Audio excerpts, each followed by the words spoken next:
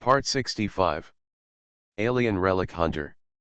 Author, Chen San. Chapter 674. The aviation class energy shield was like paper in front of this beam of light. It was melted away at the moment of collision. The ship's body, which was more than a kilometer long, was first cut into two halves lengthwise. And then suddenly exploded and disintegrated. Countless burning wreckage fell from the sky, dragging out thick smoke pillars in the air. It's so powerful that it can kill even an aircraft carrier battleship in an instant. What kind of weapon is that? Layton was already stunned. You know, even the main gun of the Ark or the death ray cannon of the Alpha civilization cannot be so simple. Split an aircraft carrier battleship in half with its shield and shield, but the seemingly insignificant beam of light just now did it. If the aircraft carrier battleship was replaced by an Ark, Layton couldn't help but picture a huge round cake cut into more than a dozen pieces with a few knives. If Alexander could cross the White Ridge Mountains, the Ark would probably turn into the cream cake in this imaginary picture. At this moment, the platform under everyone's feet suddenly split into several pieces. Unprepared, several soldiers and an armored vehicle just above the crack fell directly from an altitude of nearly 10,000 meters. Fortunately, the power armor on these soldiers was equipped with parachute bags. After a brief panic, these soldiers who had lost their footing and fallen had already adjusted their body balance in the air and opened their paragliders. However, before they could float far in the air, several laser beams shot from Alexander had already caught up with them and hit them accurately. The anti-aircraft device of the ruins is still operating, the commander of the mobile unit shouted. As soon as we leave the range of this platform, we will be attacked. At this time, the copper pillar located in the center of the platform has retracted into Alexander's body, and even the Prophet's true body has disappeared from everyone's sight. In this way, anyone who wants to stop Alexander by killing the Prophet's true body, the possibility is basically cut off. And from the fact that various parts of Alexander's body are still constantly deforming and reorganizing, it can be seen that the ceremony led by the Prophet has not ended yet, and the current Alexander may not be considered a complete body. At least leave this place first, otherwise I'm afraid we will all be built into this big guy's body in the end, Kaylan said to others, not only the field army soldiers who invaded the ruins, but also those who blocked them inside the ruins. Members of the heretical sect were also used as sacrifices for Alexander. Kaylan watched helplessly as a B-type mutant ran wildly on the street, and was suddenly swept up by the raised floorboard, crushing it into a pulp. Although it was not completely dead at this time, it had already lost its resistance. The ability was quickly sucked into a crack. Kaylan felt as if he could hear the sound of flesh and bones being crushed and broken by hard gears. The flesh and blood of the sacrifices were collected by mechanical pipes onto the platform they were on now, and then along the gaps in the platform. The edge fell from the sky and showered on Alexander's majestic body.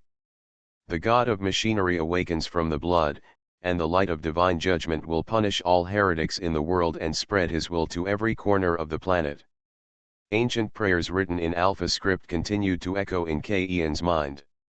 It echoed in my mind that although the people on the Ark called the Prophet and his men a heretic sect, in the eyes of Alexander, these outsiders from distant galaxies were the heretics who really needed to be judged. How to leave? Layton looked around in confusion. There is no way to go. They could not return to the tower through the original route. The only way to leave the platform was to jump off the platform, but in this case, they would be immediately targeted by Alexander's anti-aircraft firepower.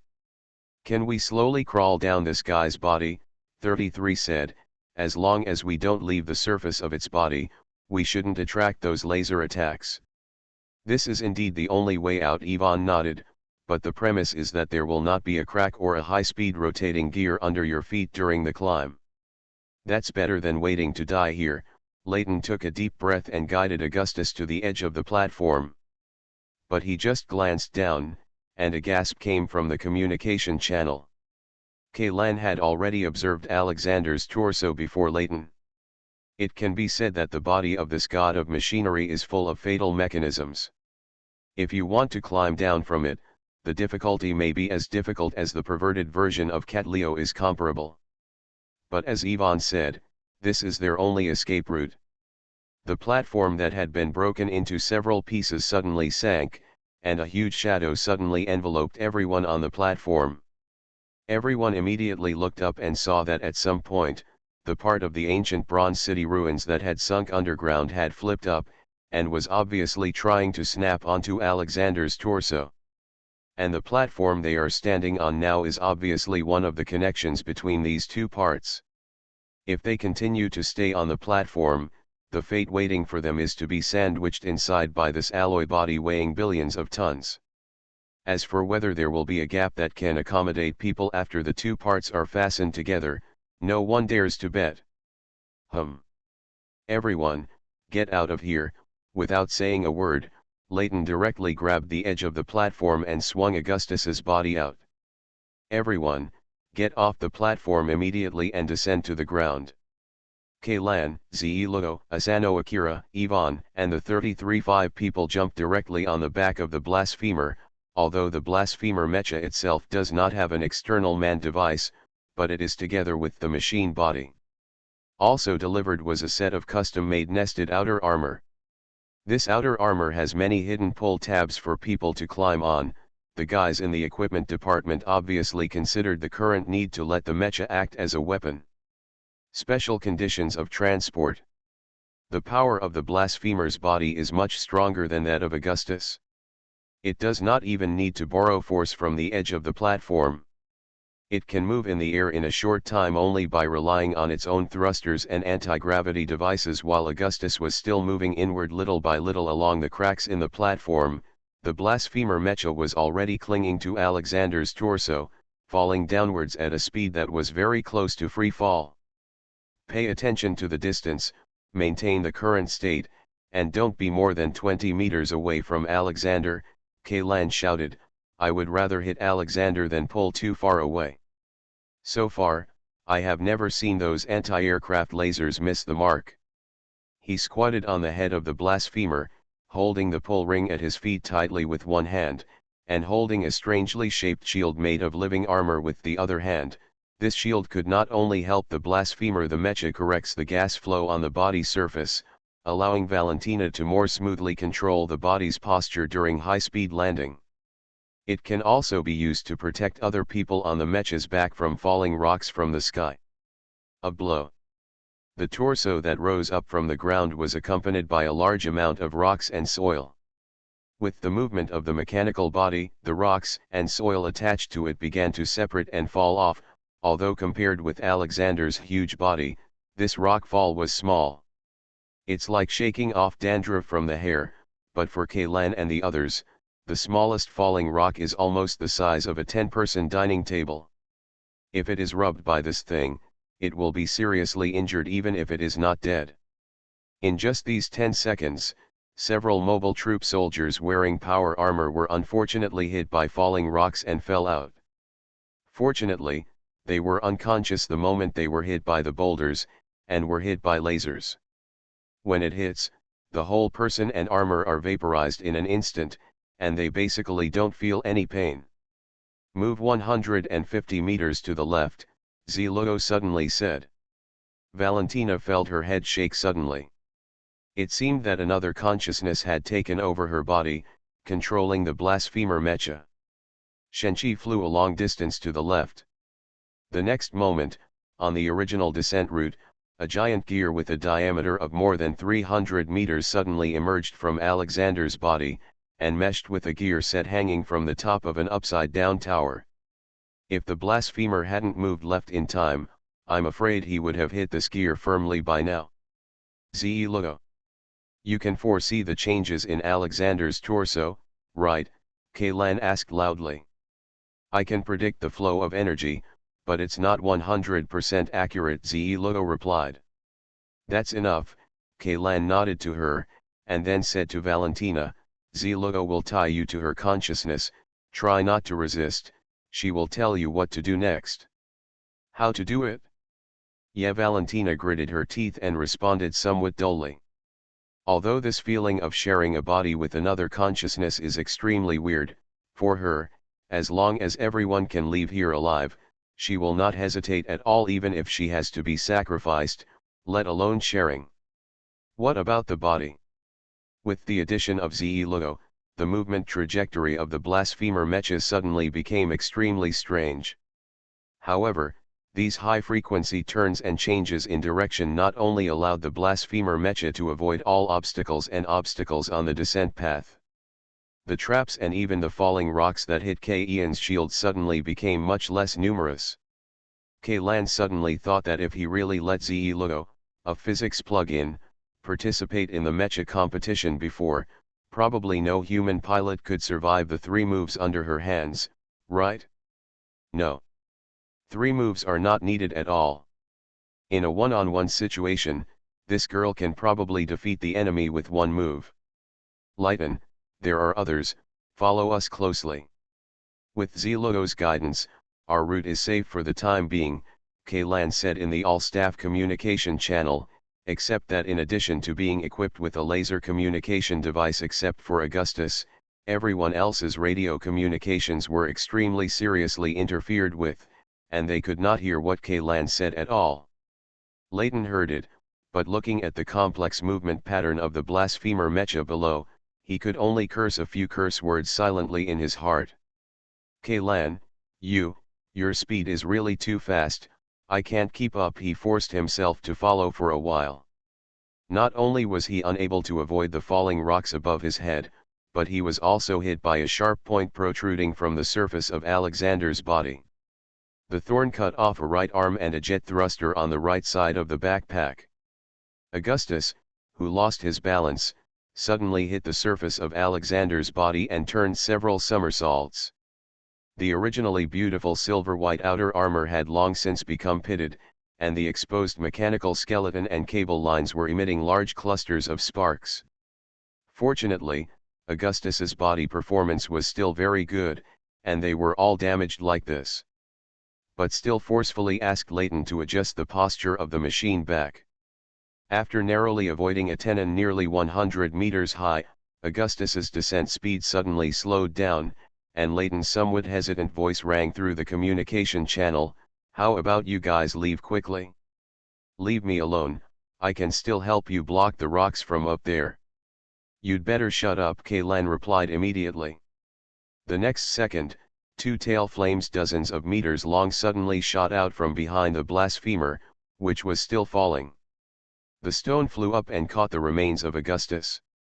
Augustus is a 6-meter humanoid mecha. When he is held in the arms of the more than 10-meter tall blasphemer, he feels like a little bird clinging to him. However, in this way, the 2 of them the machine body was integrated into one, and the area under attack suddenly increased by about 1/3, and the efficiency of the blasphemers moving was also significantly reduced than before. "Why bother? Don't drag us down because of me," Layton shouted with red eyes, "tell Ziona to let me go. Hurry. If you die here, how will I explain to the old dog when I go back?" K-Lan asked, "Does Augustus still have weapons that he can use? Instead of spending your energy arguing with me about these meaningless things, it's better to keep an eye on the falling stones." Okay, I understand," Layton said through gritted teeth. "The Vulcan cannon on the head of the machine and the missile launcher on the left shoulder can still be used, but there is not much ammunition left. In addition, there is not much ammunition left, the shield generator is still there, and the remaining energy can support it for at least 10 minutes. The energy shield of the blasphemer mecha is full coverage. Although it can defend against falling rocks above the head without blind spots, when the shield is activated, K-Lan and others clinging to the surface of the machine body will also be evaporated by the shield at the same time. So Valentina and Ze-Lugo could only rely on operations to dodge the falling rocks throughout the whole process, and those who couldn't avoid could only resist. "The falling rocks above are covering me. Just focus on this big guy," Layton responded loudly. Several micro-missiles roared out, shattering a boulder with a diameter of more than 15 meters into pieces. Dozens of fragments, and then pushing up the energy shield, those fragments with smaller mass were immediately ablated completely. Alien Relic Hunter. Author, Chen San. Chapter 675. As for the few pieces of rubble that were large enough to pass through the shield, they hit a gray blade of light and were turned into powder in the blink of an eye. But compared with Kaylan and the others, the situation of the soldiers in the mobile unit is not very optimistic. Almost all of the few remaining mechas were destroyed by the impact. Without the cover of the machine body, the scattered infantry could not block the top. The falling rocks either shattered Alexander's body to pieces, or were evaporated by the laser fired by the anti-aircraft device because of the distance. Kaylan and the others have now fallen less than 3 kilometers, and there are only a few soldiers following them. As for the commander of the mobile unit, he was unfortunately killed by a cross-country team just as he jumped off the platform. He was hit by a boulder the size of a car and died heroically. Kaylan and the others also wanted to help the soldiers, but in the current situation, they were a little too busy to take care of themselves, let alone lend a helping hand to others. Not good. Such a sentence suddenly popped out of Ze Logo's mouth, which made the corners of Ian's eyes jump suddenly. In this girl's dictionary, bad and bad rarely appear, but once words like these appear, it means that what they are about to face is definitely not an ordinary trouble. What's wrong? Kaylan asked quickly. We can't get through this section of the road ahead, Ze Logo replied. Why? The pass below is the only way for us to pass through, but this pass will disappear in 16 seconds. At our current speed, we can't make it through before it closes completely, Ze Logo explained. Can we go around it? Or climb over from above? You can't go around. There are laser cannon muzzles on both sides. That pass is the only safe passage. As for climbing over from above, it will exceed the safe distance, Ze Logo immediately vetoed. There are still 12 seconds left. Can't we accelerate the fall? Turn my body around, and the propellers of the two bodies are ejected at maximum power at the same time. I should be able to get through the pass before it closes, Layton said anxiously. I have already calculated Augustus' power, but it's still not enough, Ze Logo replied calmly. The total length of the pass is more than 1 kilometer, the distance is completely closed, and there are still 8 seconds left. She didn't need to say anything at this time.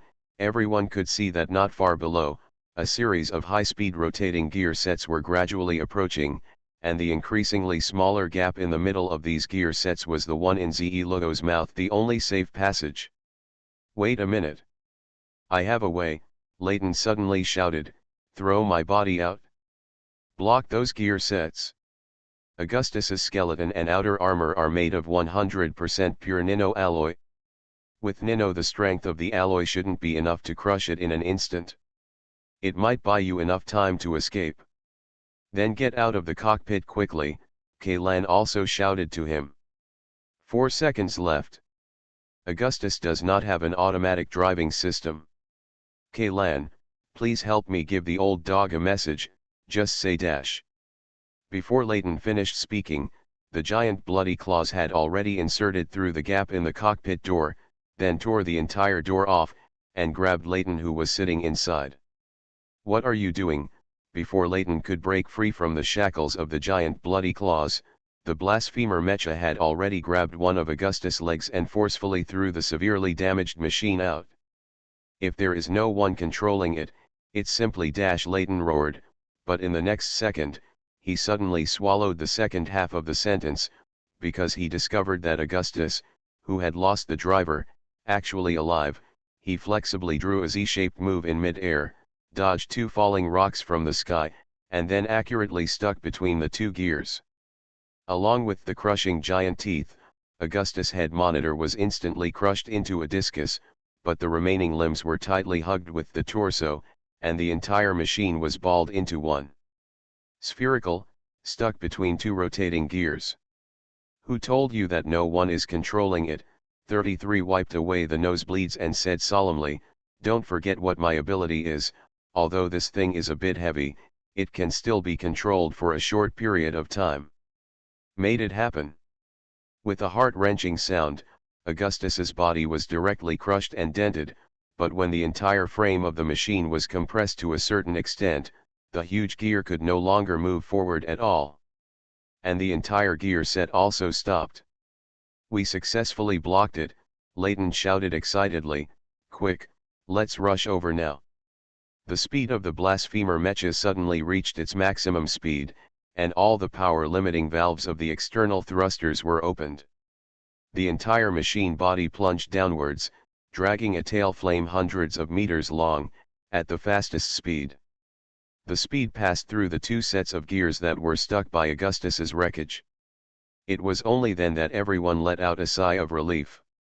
At the same time, the cell phone in Ian's pocket suddenly rang, which made him stunned. The Augustus that had previously served as a signal repeater had now been damaged. Even if it was not damaged, based on the appearance of Alexander's body, the strength of the signal interference was high, and the team's external communications were completely cut off. Under this situation, how could there be any calls coming in? He immediately took out his mobile phone and took a look.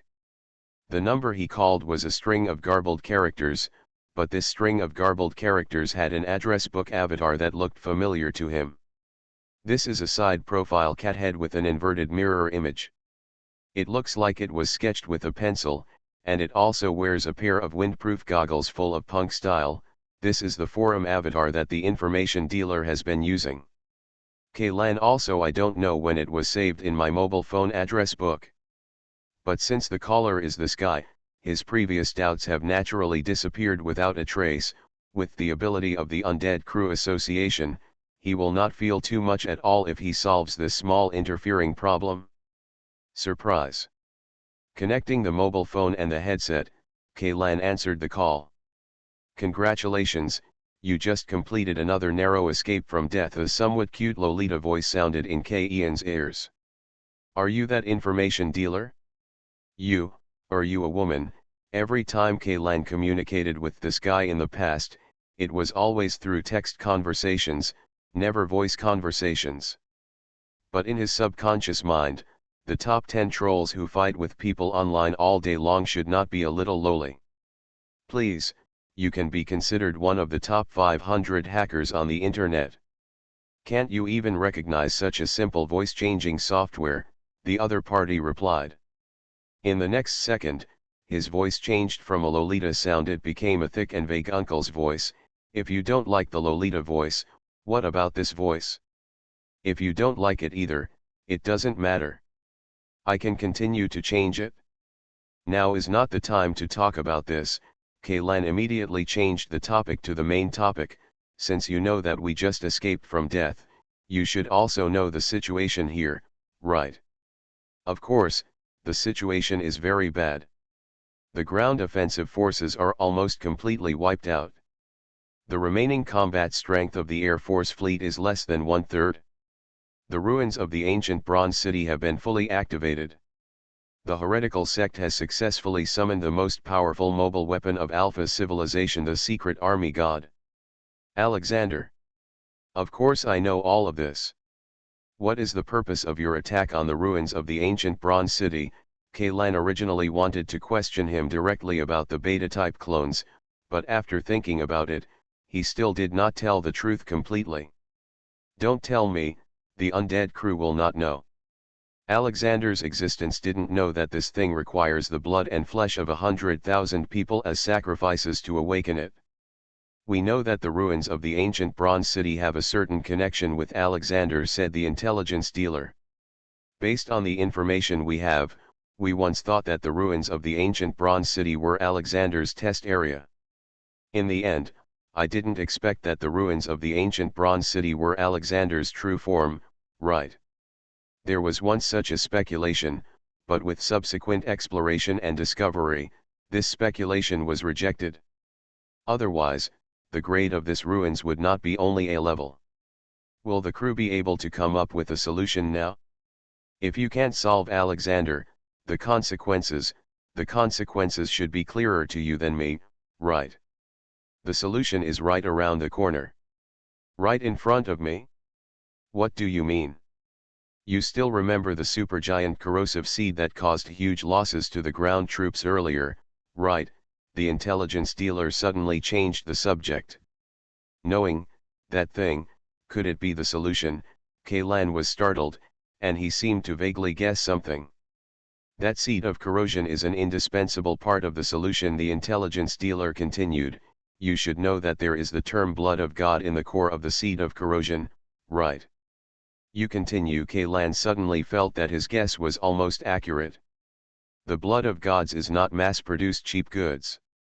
What is in the bodies of ordinary erosion seeds now is just the blood of pseudo-gods that was imitation by the Alpha civilization through biotechnology. Even mutants that are as powerful as the SP type, the core, it's not the real blood of God, but that supergiant corrosive seed is different, it's the real thing. This thing has real blood of God.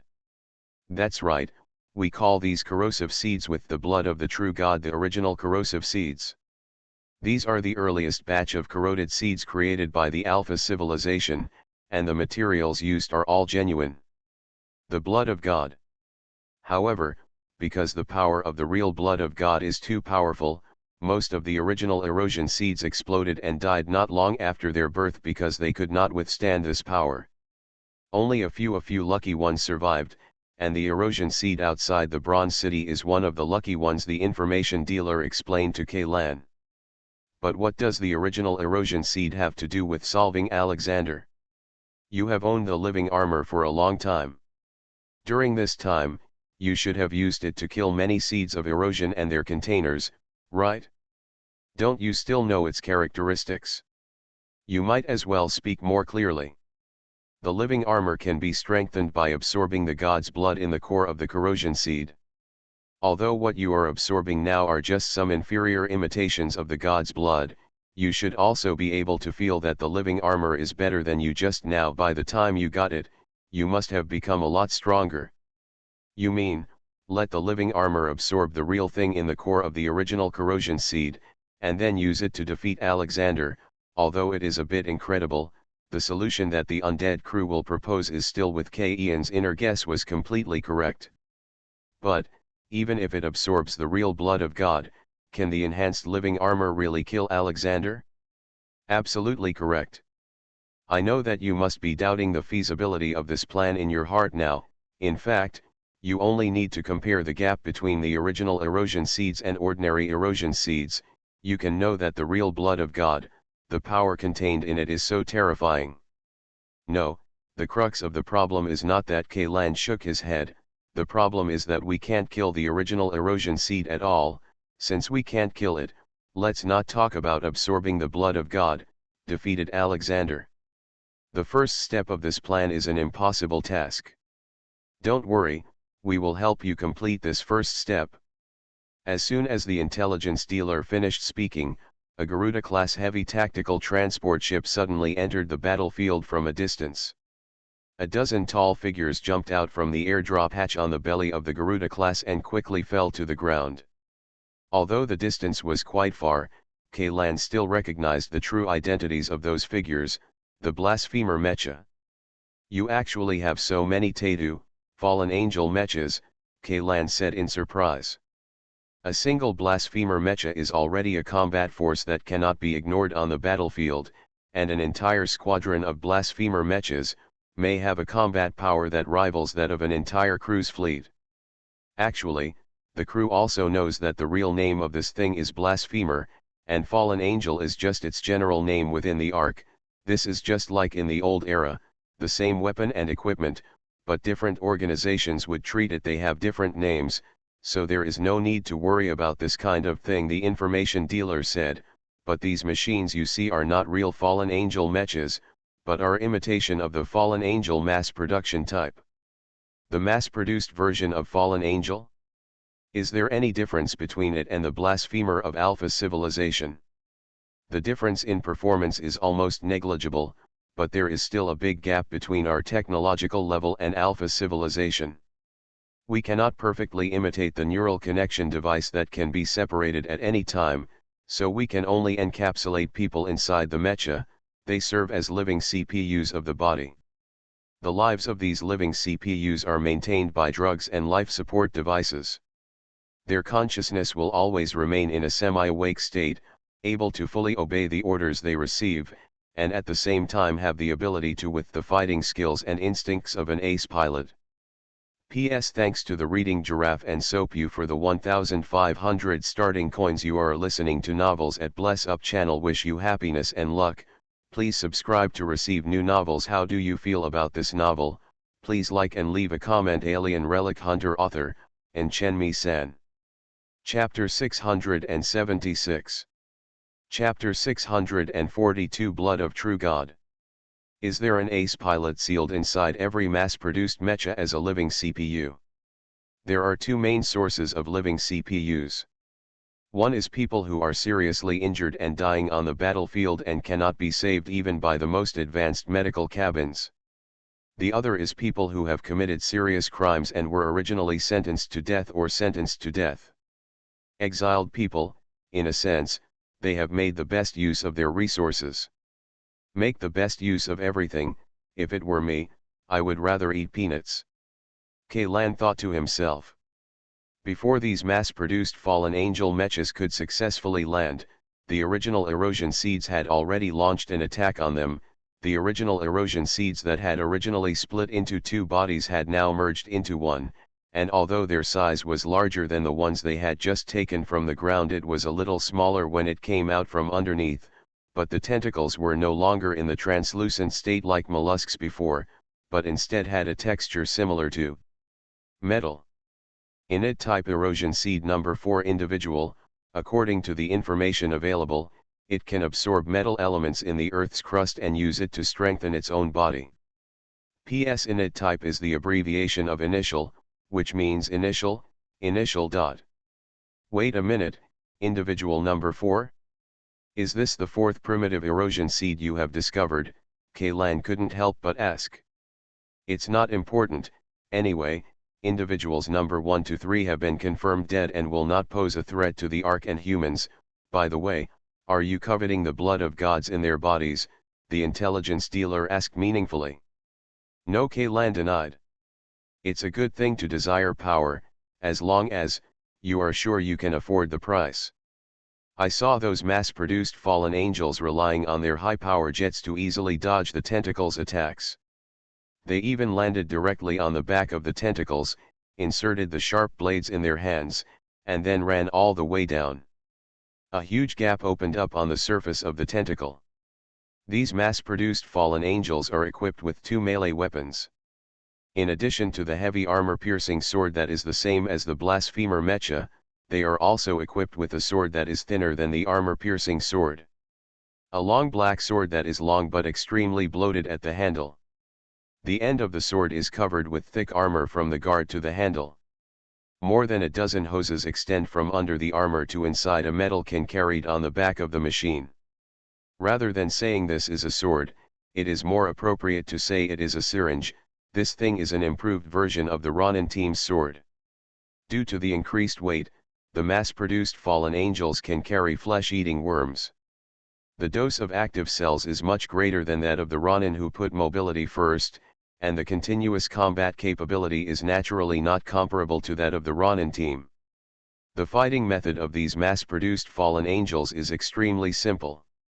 First, the heavy armor-piercing sword cuts the surface of the tentacles with one cut, and uses the energy shield wrapped on the blade to roast all the tissues in contact into charcoal.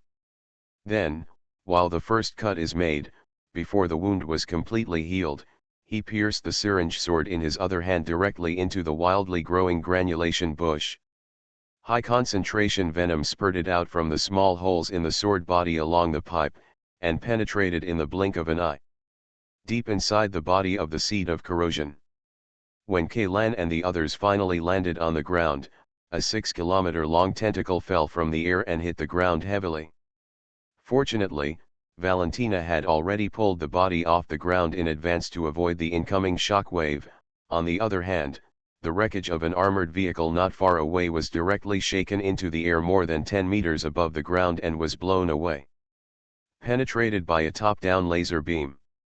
Kaylan didn't know if there were any surviving passengers in the wreckage of the armored vehicle, but even if there were, the people inside were probably killed by the shock at the moment they were blown away.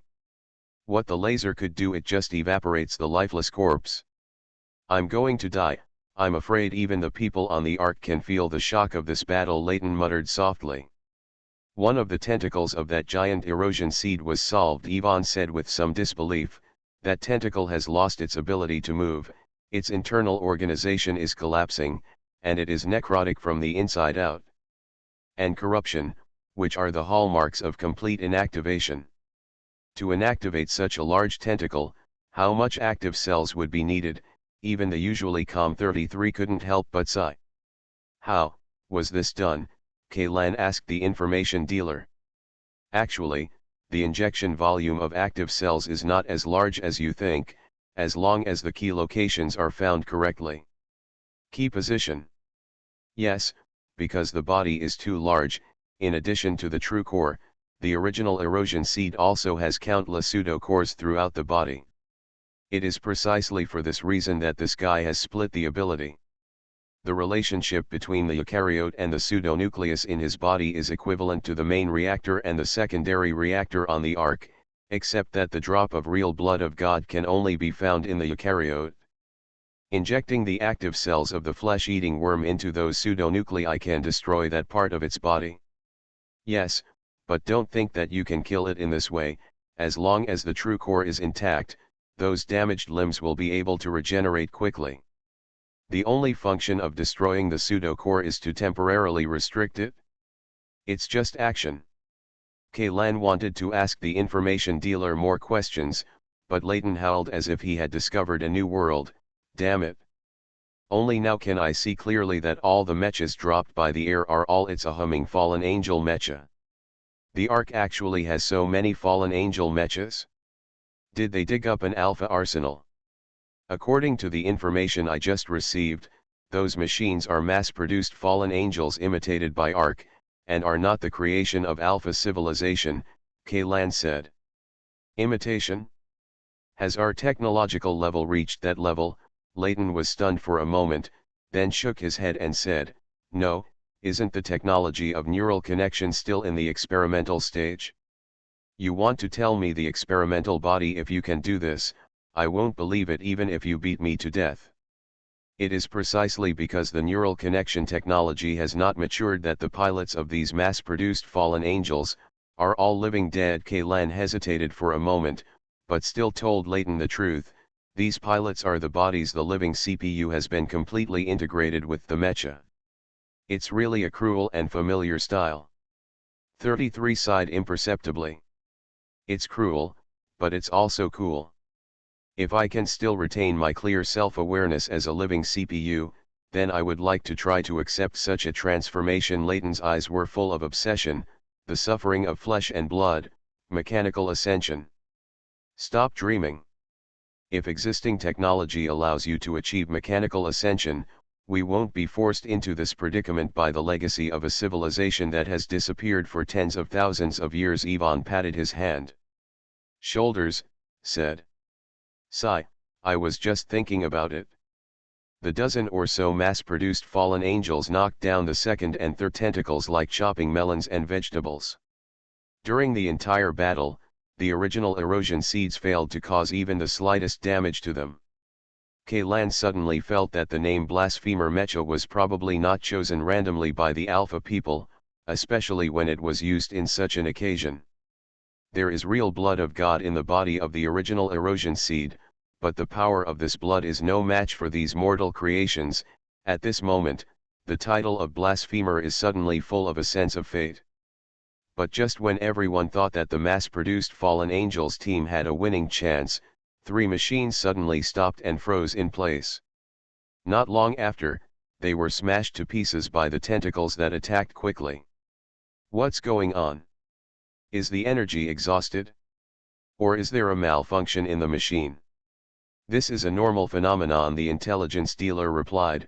The mass-produced fallen angels are originally semi-finished products, and the service life of the living CPU is limited. On weekdays, they are sealed in liquid nitrogen at -196 degrees Celsius. In the cabin, in this state, living CPUs can be preserved for more than 150 years.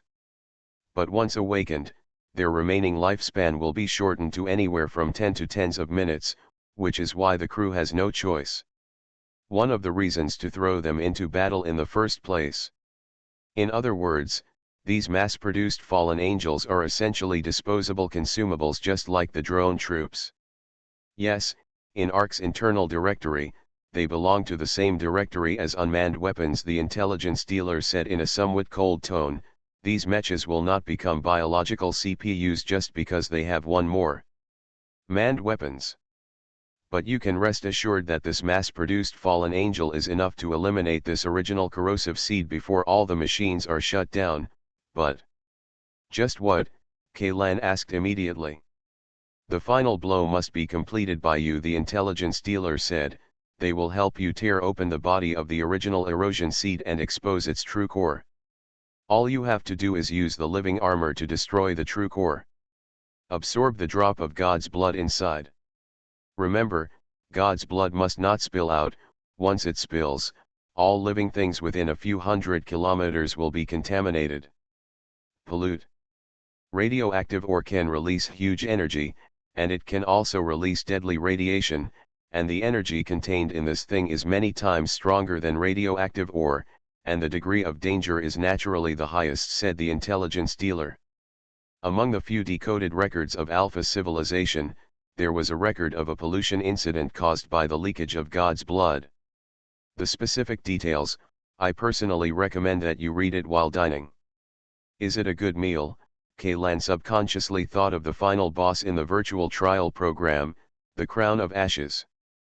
According to the text description of the trial mission, that thing should have absorbed a full 700 units of God's blood.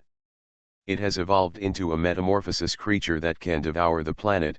This ability has surpassed all known prehistoric species. The Crown of Ashes could even pose a direct threat to Alpha Star, so much so that the Alpha people had to use annihilation bombs and Star Destroyer weapons to destroy it. The most important thing is that if the pollution spreads here, Layton and others will definitely not be able to survive. Doesn't that mean that Kaylan needs to kill his companions? I understand, Kaylan nodded. What do you understand? 33 glanced at Kaylan. Are you talking to the person on the other end of the phone? Well, there is a new mission, Kaylan responded. What new mission?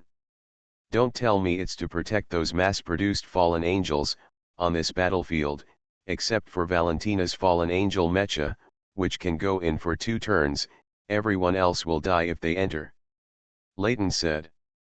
We not only have to fight in, but we also have to kill that big guy, Kaylan said. Don't worry, those mass-produced fallen angels will help us clear the way. Get rid of that big guy. Wait a minute.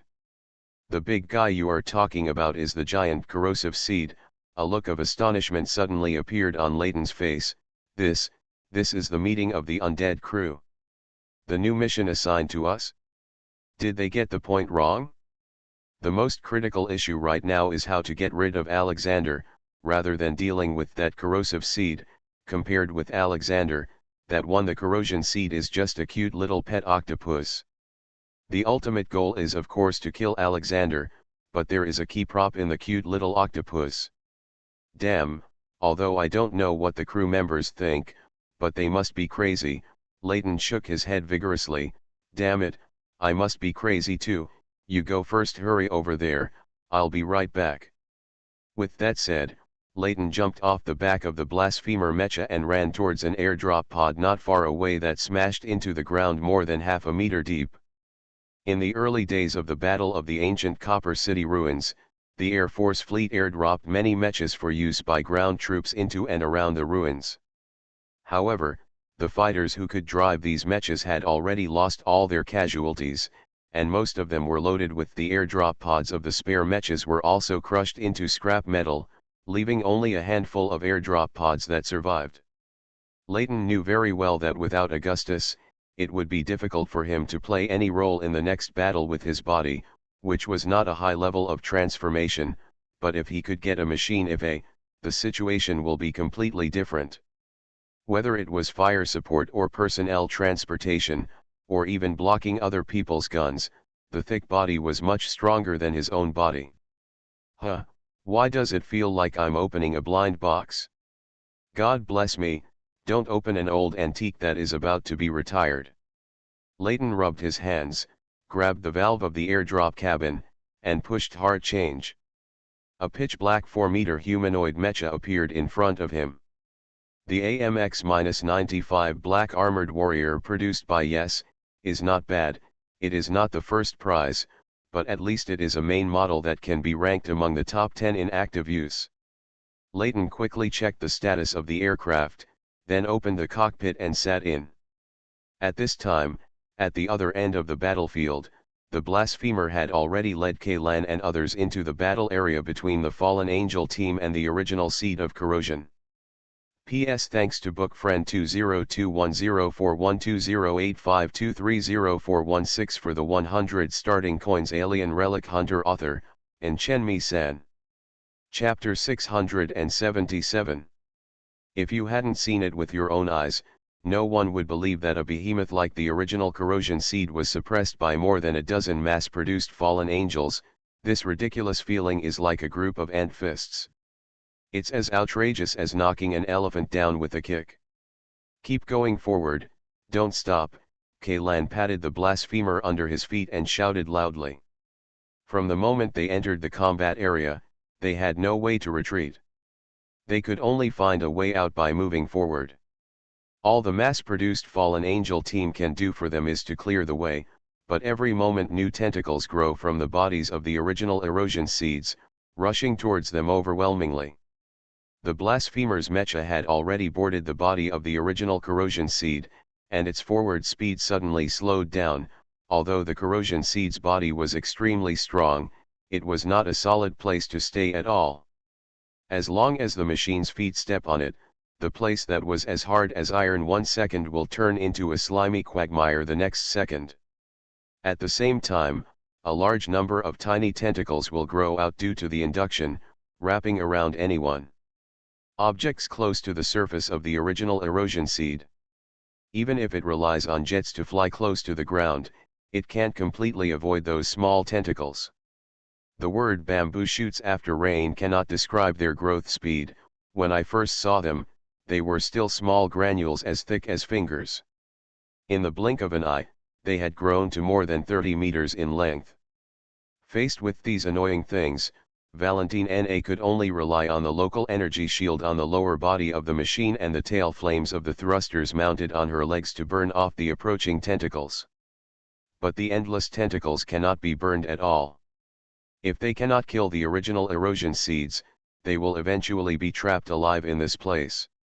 Valentina and Zelo, you two concentrate on controlling the machine, I will deal with those tentacles, 33 shouted, and more than a dozen nano-alloy flying blades flew out from various pockets on his body, and in the blink of an eye, cut the tentacles chasing the blasphemer into dozens of pieces.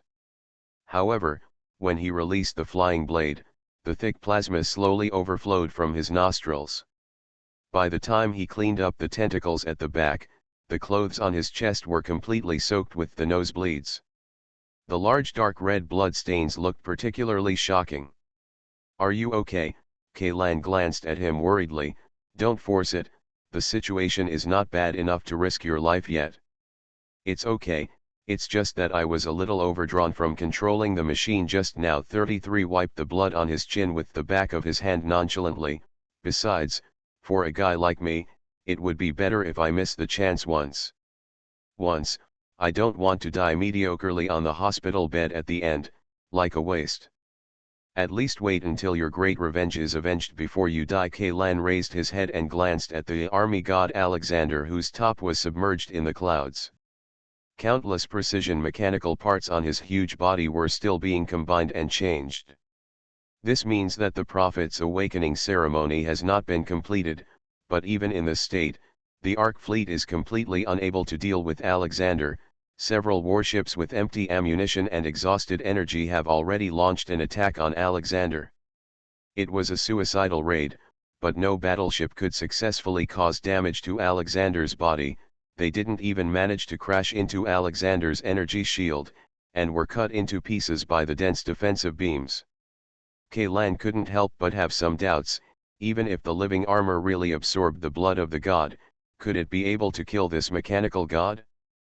The towering steel giant looks so invincible.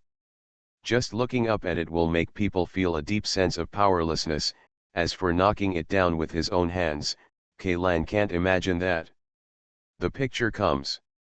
There are still 8 mass-produced fallen angels that can still operate, and the battle plan against the original seed of corrosion has also come to an end.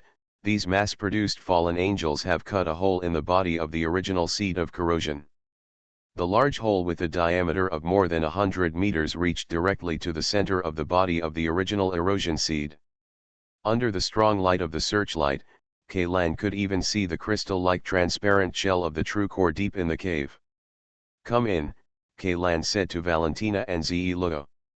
"Although the walls of this cave have begun to squirm and close inward, perhaps the entire cave will be completely closed before Kaylan and the others can rush to the true core, but they have no choice. There is only one chance, and the amount of the remaining units of the production-type Fallen Angel team have very little time left to move, and it is no longer possible to open up a second direct passage to the true core for them." However, they had just entered the cave and had advanced less than 50 meters when a new obstacle appeared in front of them. On the inner wall of the cave, sarcoma-like cysts ranging from half a meter to 1 meter in diameter grew out of the necrotic tissue that had been burned into character. These sarcoma-like cysts expanded and cracked rapidly, and each small eroded seed hatched directly from it and pounced on Kaylan and the others without fear of death. "These tumors are the eggs of the seed of corrosion," Yvonne whispered. "Does the seed of corrosion still have such a reproductive method? I thought they were all like viruses, infecting and mutating the cells of other organisms to complete reproduction. This big guy is a species of original erosion, so it's normal to have some differences," Kaylan said. He was holding a Gatling cannon he picked up from the battlefield in his hand and rushed toward the attacker. The small erosion seeds poured out ammunition, but the cannon was equipped with conventional warheads. Although the impact caused these monsters to retreat step by step, it could not cause any substantial damage to them. "Does the original erosion seed refer to the earliest erosion seed?" Yvonne asked excitedly. "To be precise, it should be the earliest batch," Kaylan said to everyone. "Our goal is to get the drop of God's blood in the core of this original erosion seed. This thing is the key to solving Alexander's problem."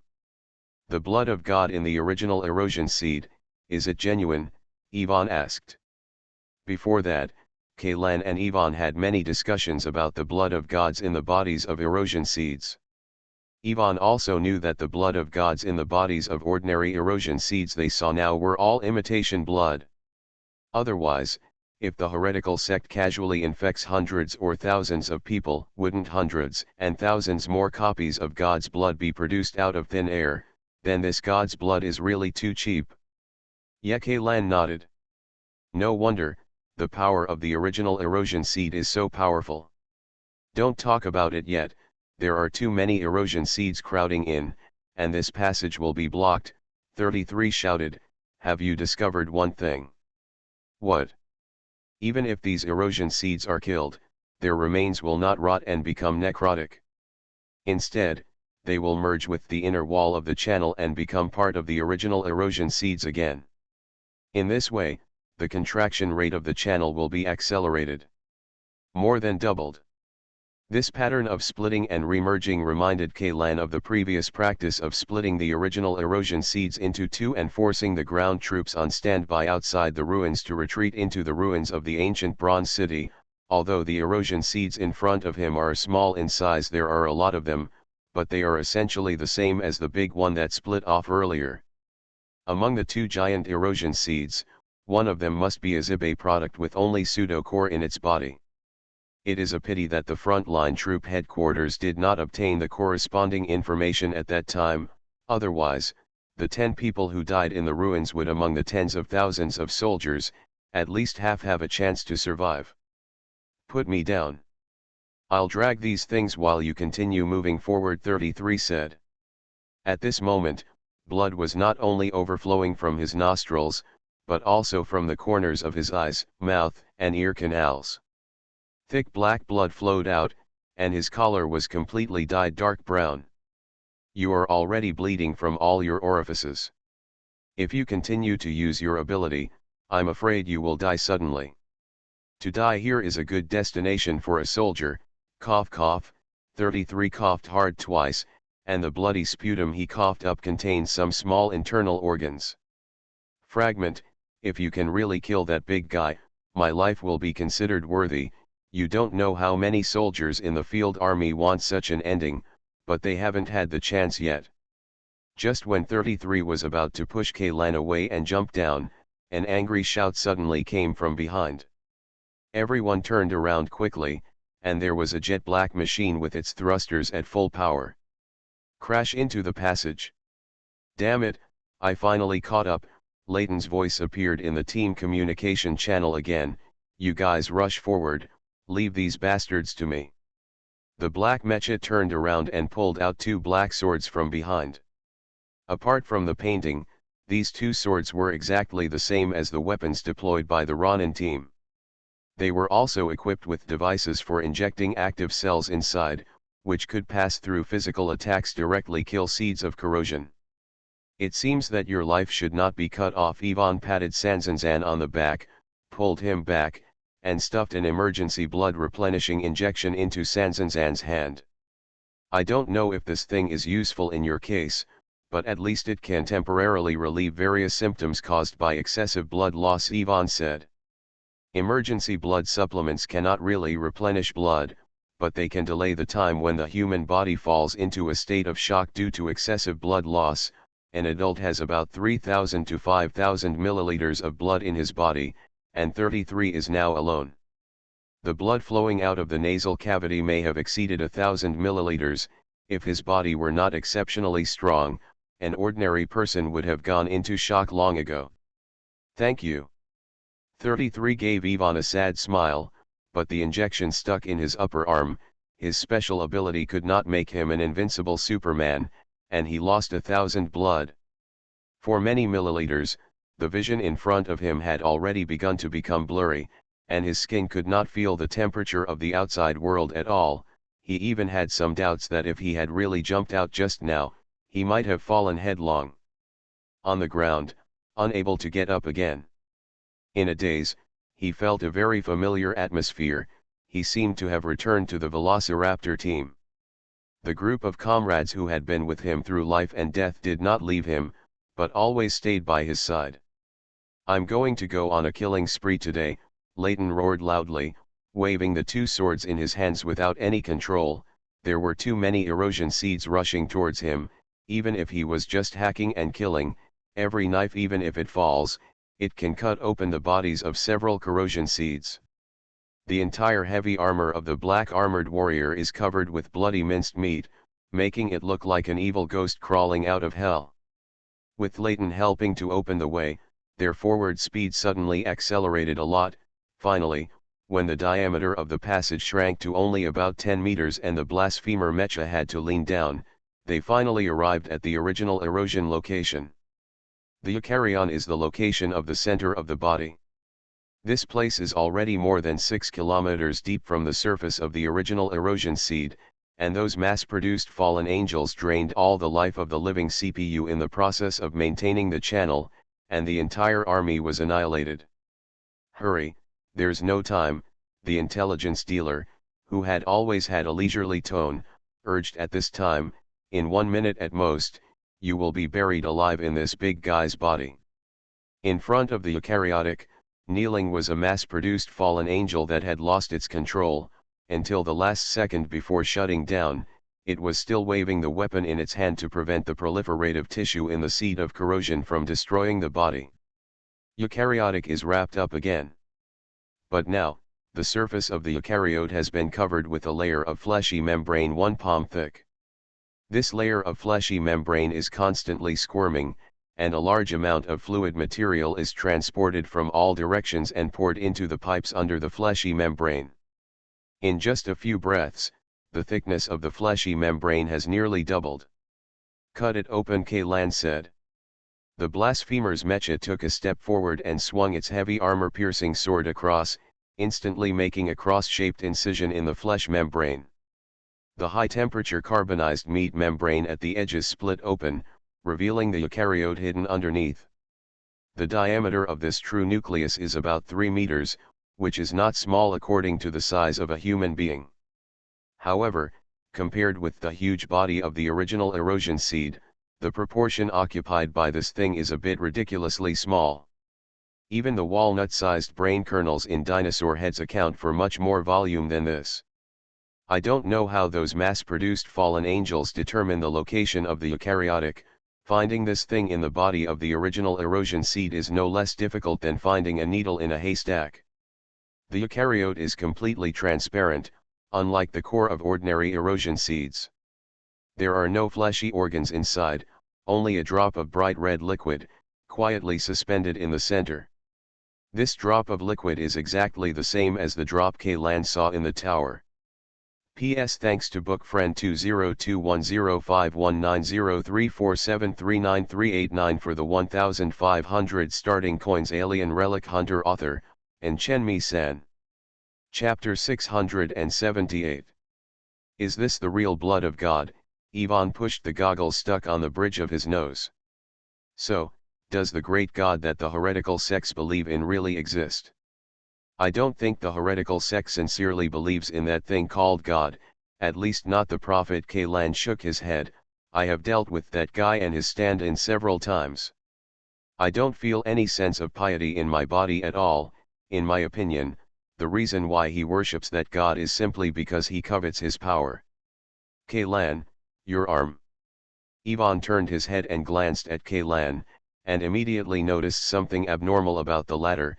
Ian's entire right arm was almost covered with dark red blood scabs. These blood scabs are still growing and stacking up, little by little, approaching the eukaryotic direction. This thing seems to be eager for the blood of gods, Kaylan said, placing his right hand on the surface of the eukaryotic core. Do you still remember what you saw in the tower? Remember, that was a temptation that was hard for me to refuse. Recalling those fragments, Ivan couldn't help but swallowed, although reason tells me that those things are all fake. Me too, I saw people who should have died a long time ago. 33 leaned on the legs of the blasphemer mecha, his face pale, breathing heavily. They are so real. They greeted me, smiled and talked to me, as if they were still alive.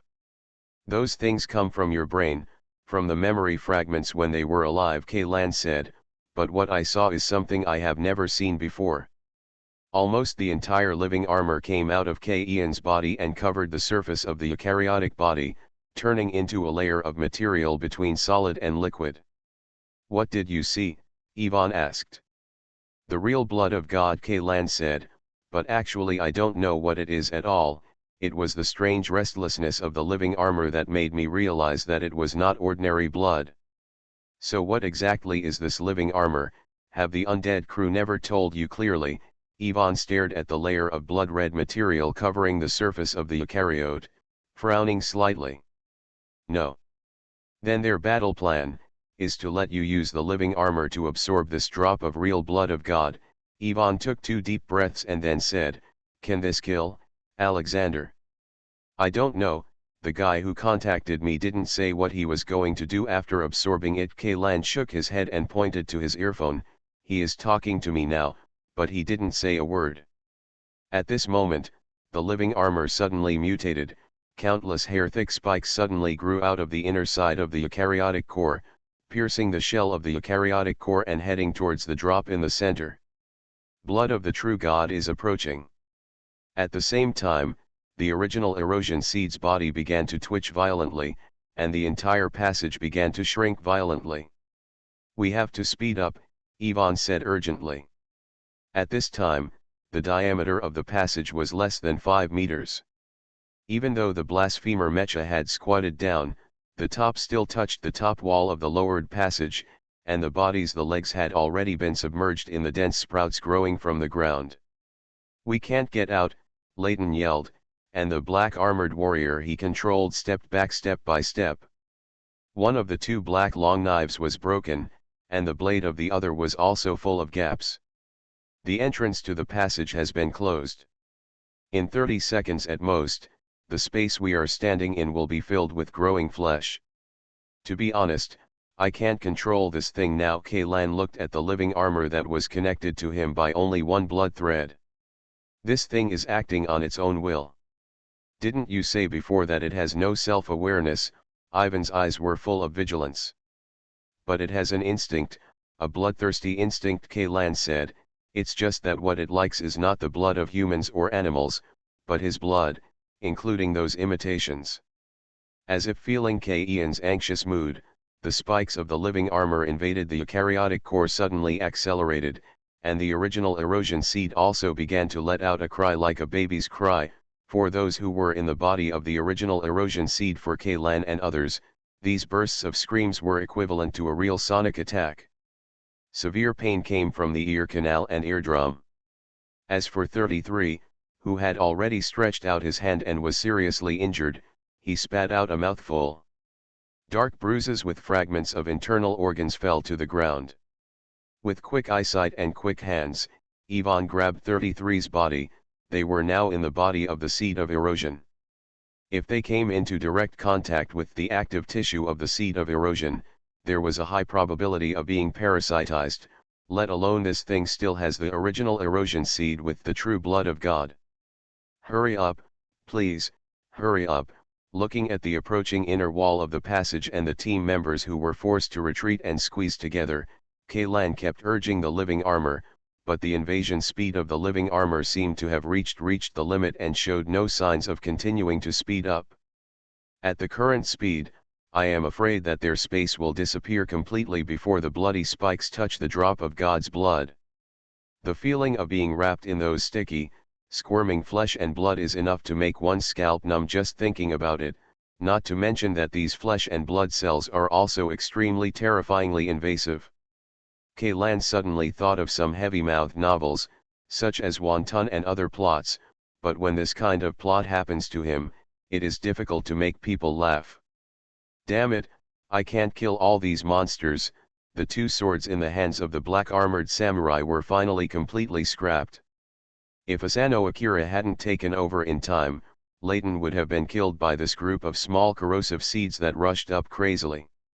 Surrounded. Weapons. Damn it, there are no weapons available.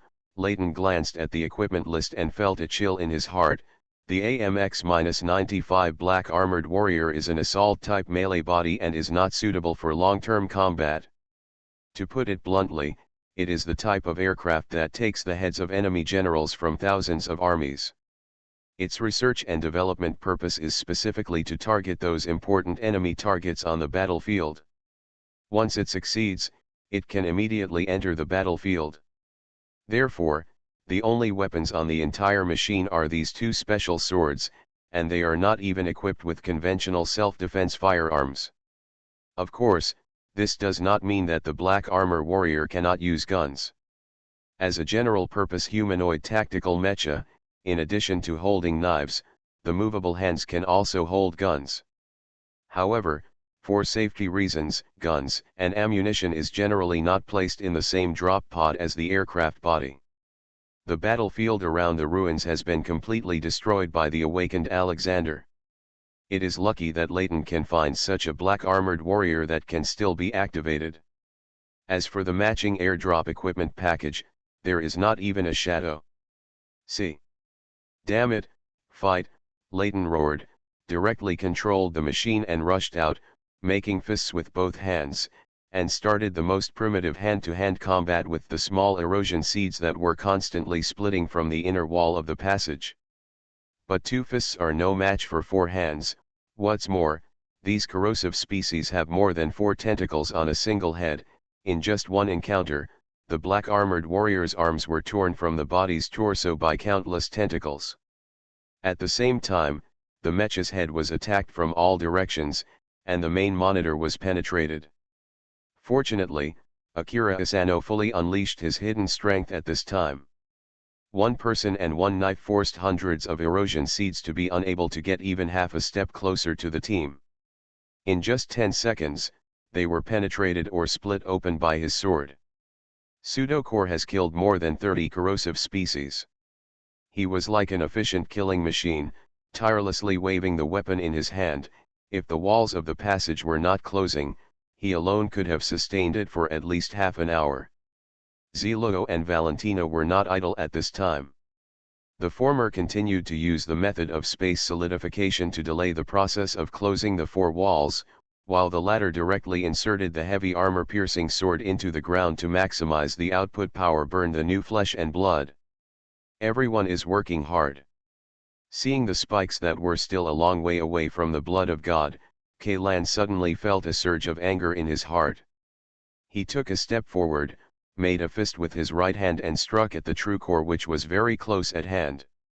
Baka, kaka. There was a muffled sound of impact first, and then there was a crisp sound like broken glass.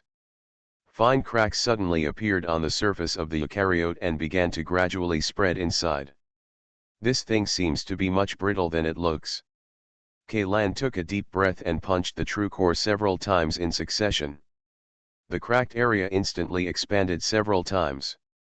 The spikes that invaded the interior of the eukaryotic body also penetrated several inches in a short period of time.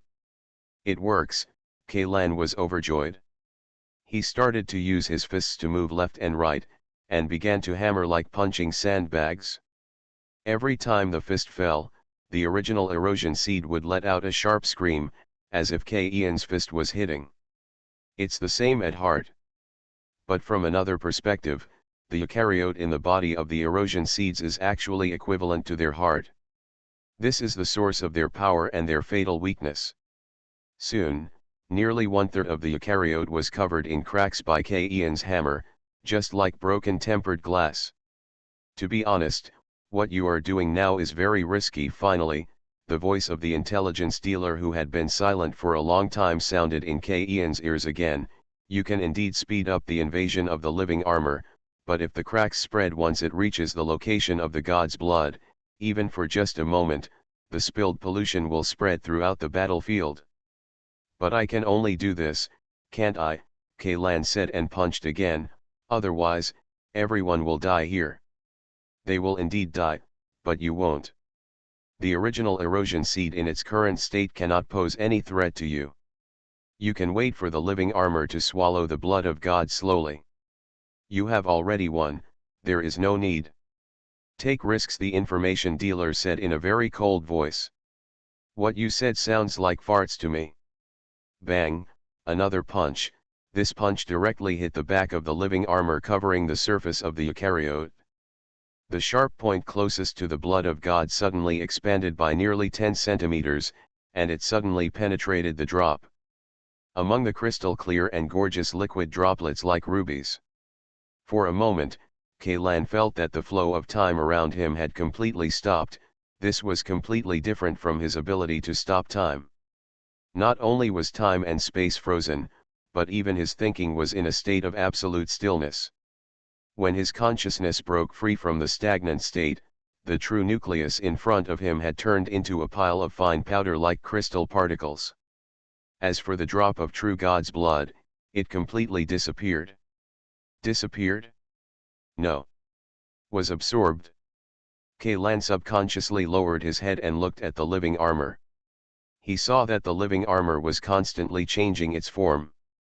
It looked like a soft creature struggling in pain, rolling crazily on the ground, and then, the whole thing, the living armor actually began to boil out of thin air. The passage they were in was collapsing. The flesh and blood had stopped growing, and instead began to rot and die. Smelly pus dripped from the top of their heads, and the ground they stepped on began to collapse little by little. Those small corrosive species that were charging at the team just a second ago were frozen in place. Their bodies, like this passage, were decomposing themselves at a very fast speed. Succeeded? This big guy, the original erosion seed.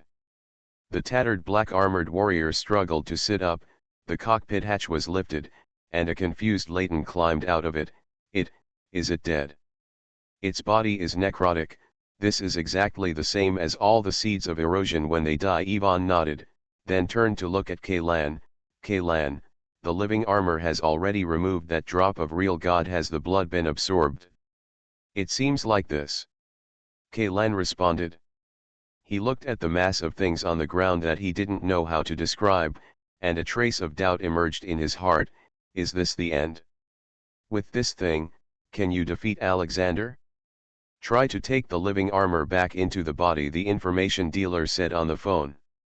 Take the boiling living armor back into your body? Kaylan was silent for a moment, and then took a deep breath. As soon as the idea of recycling came up, the entire living armor retracted into his body at lightning speed, and merged with his blood again. For a moment, Kaylan felt as if all the blood in his body was boiling with these things. It hurts. This is an extremely painful feeling, even more intense than when Kaylan first fused with the living armor. You are listening to Novels at Bless Up channel.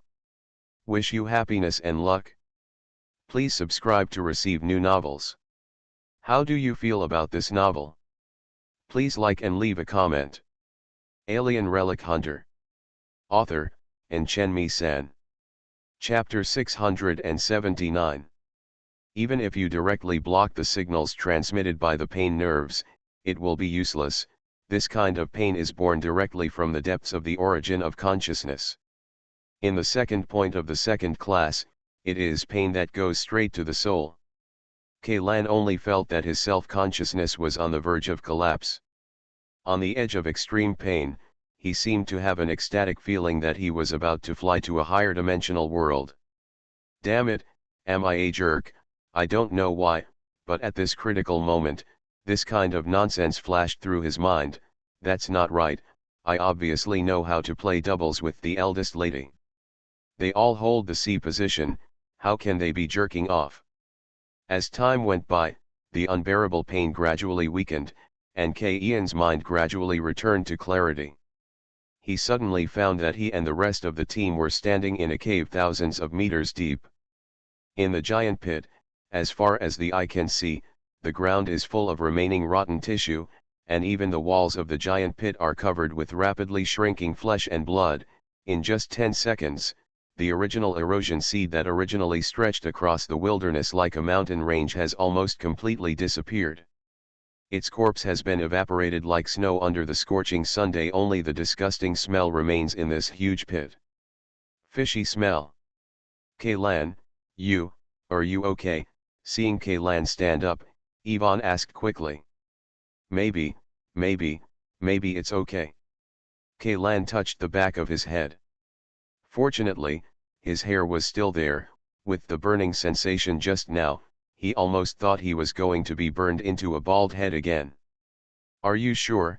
Ivan pushed up the goggles on the bridge of his nose. This thing is not a simple pair of goggles, but a high-tech detection device that integrates multiple functions, just like the one worn by Lin Kaiming's secretary. A pair of AR glasses is almost the same. It's just that the one Ivan is wearing is a customized model specially designed for medical personnel. When he looked at Kaylan, various red alarm prompts flashed together on the lenses. The absorption process just now was quite painful, but now I don't seem to feel anything. Kaylan shrugged and replied. Do you know what your body temperature is now? Ivan's tone was stiff. How much? Kaylan was stunned for a moment and put his palm on his forehead. Looking at your appearance, it shouldn't be 37 degrees Celsius, right? But I don't feel that my skin is very hot, either. If this thing isn't broken. Ivan tapped the frame of the goggles with the pad of his index finger. It detected that your body temperature is 65 degrees Celsius. 65 degrees Celsius, Kaylan was startled. Ordinary people's lives are in danger if their body temperature reaches above 40 degrees Celsius. Although the body temperature of enhanced and modified people is higher than that of natural humans, it rarely exceeds 50 Celsius. As for the value of 65 degrees Celsius, if it were Leighton, the alarm in his prosthetic central control chip would have been ringing long ago. The most important thing is that Kaylan did not feel any heat, and the temperature of his skin was the same as usual. "Isn't it right? Could it be that your glasses are broken?" Kaylan asked subconsciously. Ivan turned his attention to the others.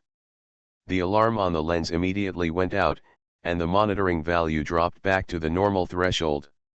However, when he turned his head to look at Kaylan again, the temperature reading began to rise again. "Jumped. There is no problem with the equipment." Ivan shook his head. "Then feel it yourself to see if I have a fever." Kaylan stretched out his wrist to Ivan. 65 degrees Celsius, as a body temperature, this number is very exaggerated, but if it is just a temperature measurement, it is equivalent to a cup of warm water, which is far from scalding your hands. Without thinking much, Ivan took off his gloves and grabbed Kaylan's wrist. Kaylan's wrist is not hot at all, not even warm. All Ivan can feel through touch is a strange coldness, combined with the tough but delicate and smooth texture of Kaylan's skin. I almost suspected that what I was holding was not a human wrist, but the limb of some kind of cold-blooded animal with smooth skin. Strange, this time it was Ivan's turn to be stunned. He looked at the red warning sign on the lens and the body temperature value that had soared to almost 70 degrees. However, the things he touched in his hands were extremely cold. It didn't look like a warm-blooded creature at all. He couldn't help but begin to wonder whether there was a malfunction in the equipment or something wrong with his sensory organs. "Hey, it's true. I just turned on the temperature detection system, TISC, it's even more exaggerated than your doctor's glasses. It directly shows that Kaylan's body surface temperature is more than 100 degrees Celsius." Leighton shouted, "If you just hold his wrist like this, won't your hands be cooked? If you don't believe me, try it yourself." Ivan let go of Kaylan's wrist and took a step back. "Huh," Leighton hesitated for a moment, "this is a high temperature of more than 100 degrees. Even if I am a transformed person, my biological body is still a mortal body." "Do you think something's wrong with my hands?" Ivan asked. "I think your equipment is malfunctioning." Ka 33 rolled his eyes at the two of them and said to himself, if the temperature around Kaylan's body could be that high, the light would have been. It is distorted due to changes in gas density, but have you seen this phenomenon now? That seems to be the case. Leighton stretched out his hand dubiously and touched Kaylan's arm. "Hey, why is it so cold? It's like a humming corpse." "You don't have to say anything if you can't speak." Kaylan glanced at Leighton speechlessly. "Don't curse me to death." "No, I'm just making an analogy, but having said that, your body temperature is obviously not even 37 degrees Celsius, right? It can't be that Ivan and I's equipment failed at the same time, right?"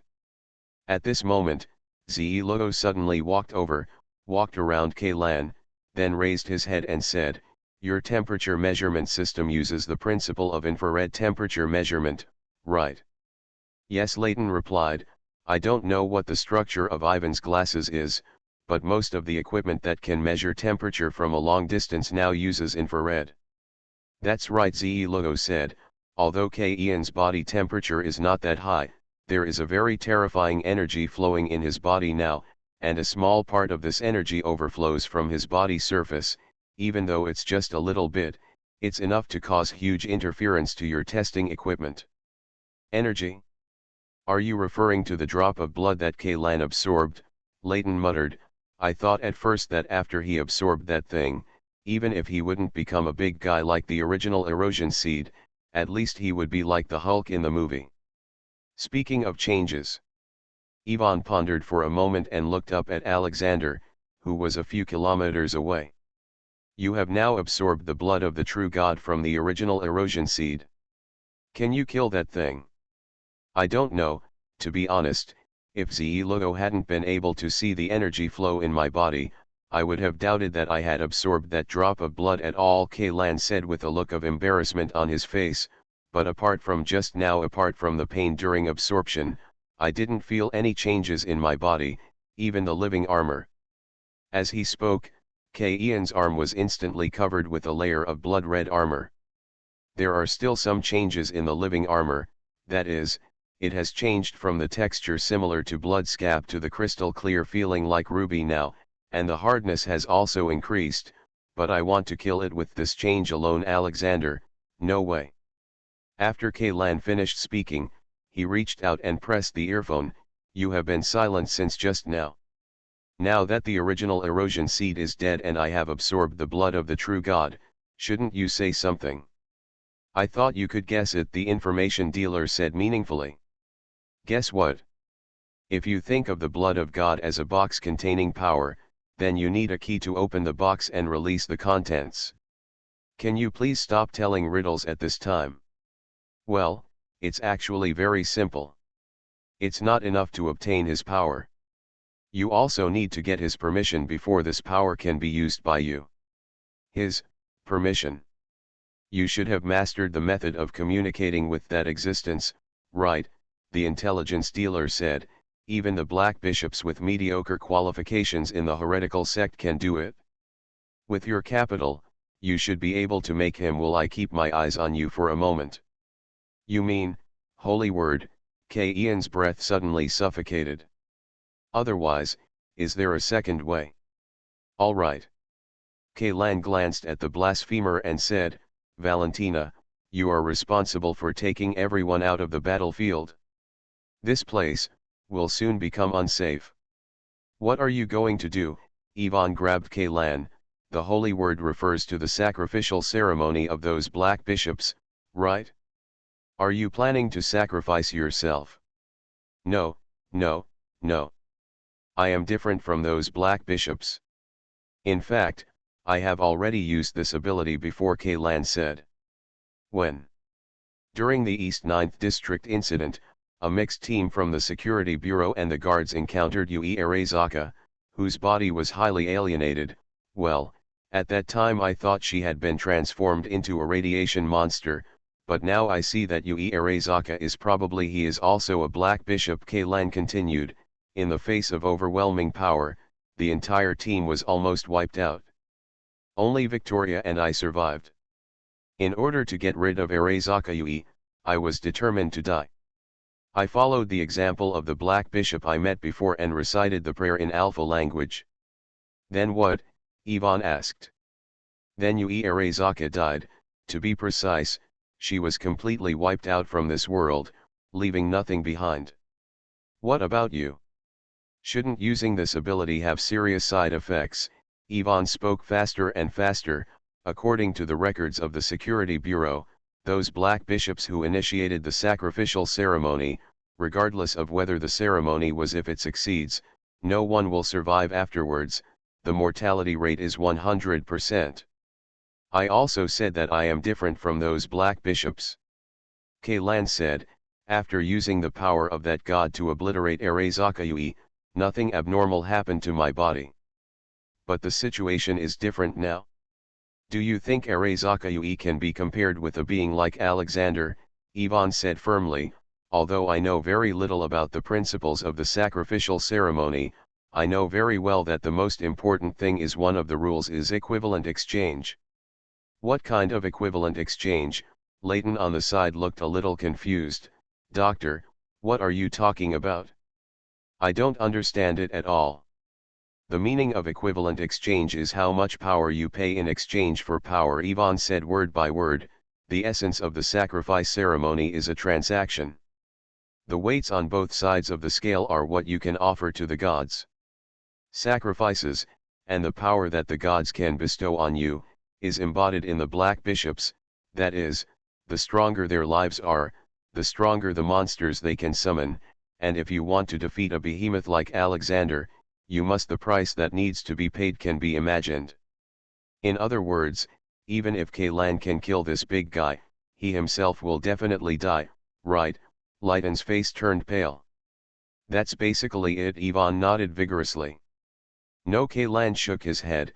I think you confused something. What's up? Although the essence of the holy word is the same as the sacrificial ceremony, I am not a sacrifice.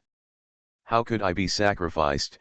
Kaylan took a deep breath and said to everyone, the reason why those black-clothed bishops they died because they were using nothing but nothing to sacrifice. Except for their own lives, they had nothing to sacrifice. But I am different. I have already obtained this drop of God's blood. The power to defeat Alexander is contained in this drop of blood.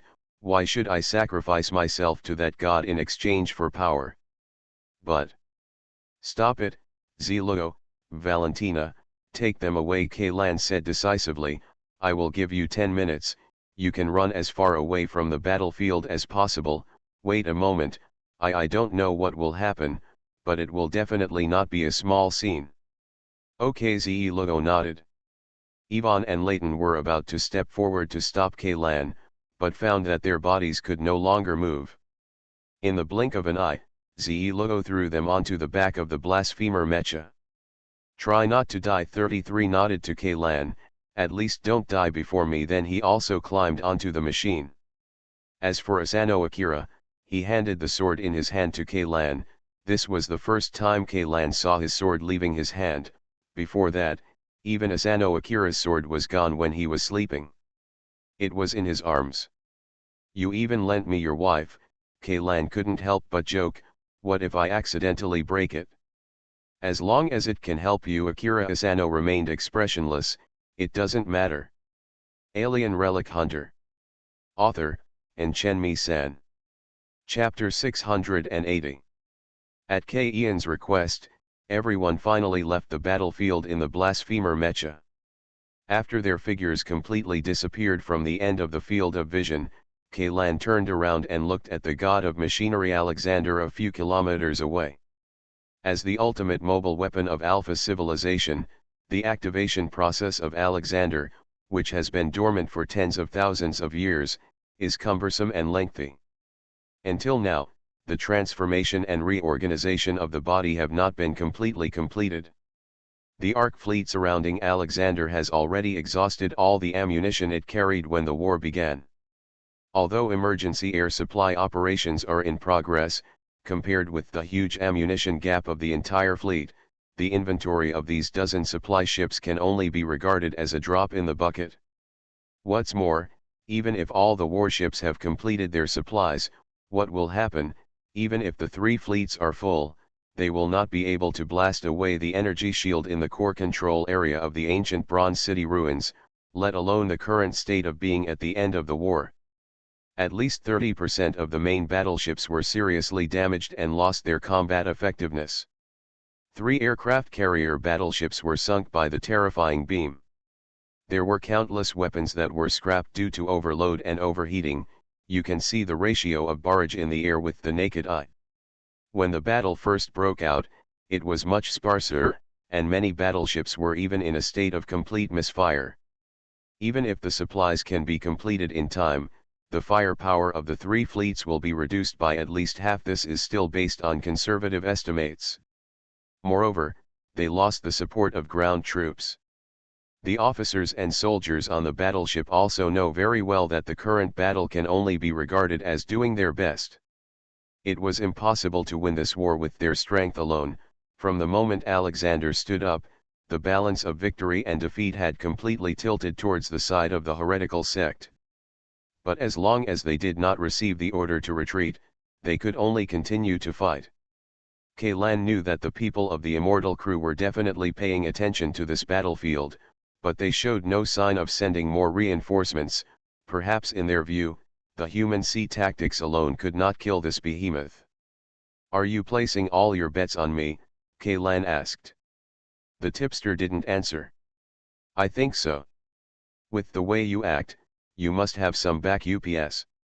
The other party remained silent. "If you don't speak, I'll take it as your acquiescence.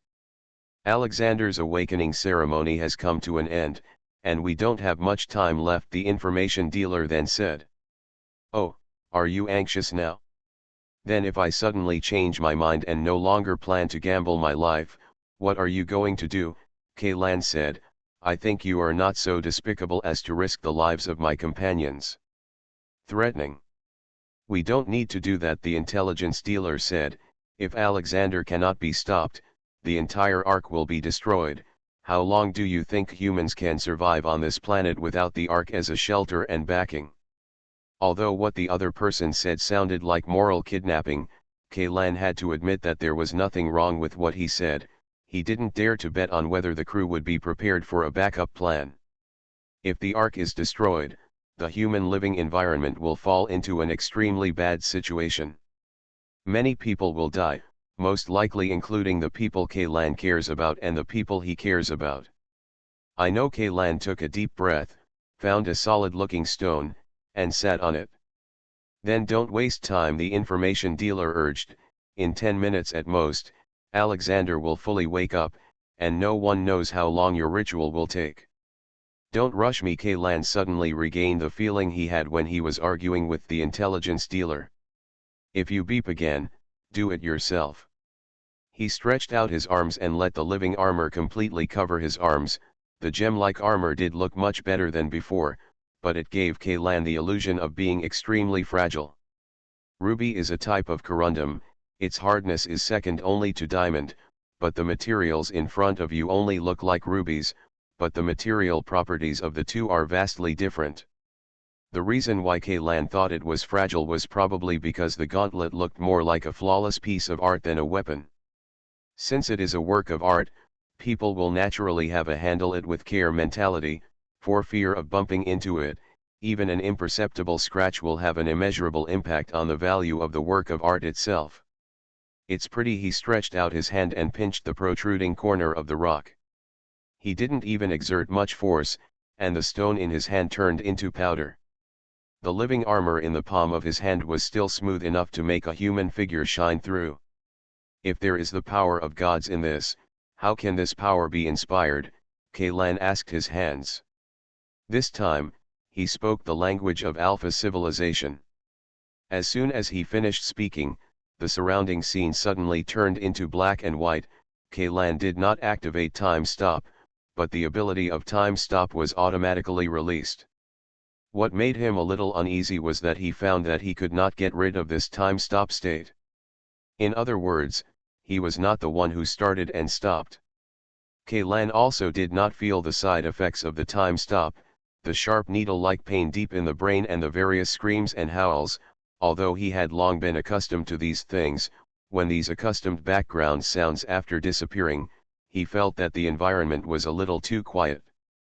It was so quiet that one couldn't help but feel a little spooky. Everything in the whole world was still, including Kaylan himself, but one thing suddenly moved. Living armor. Logically speaking, in addition to the fusion of the living armor and Kaylan, although it can transform into various things out of the body, no matter what form it takes, the connection with Kaylan cannot be broken, even after the invasion of the original erosion. When the eukaryote was planted, there was still a thin tube connected between the living armor and Kaylan.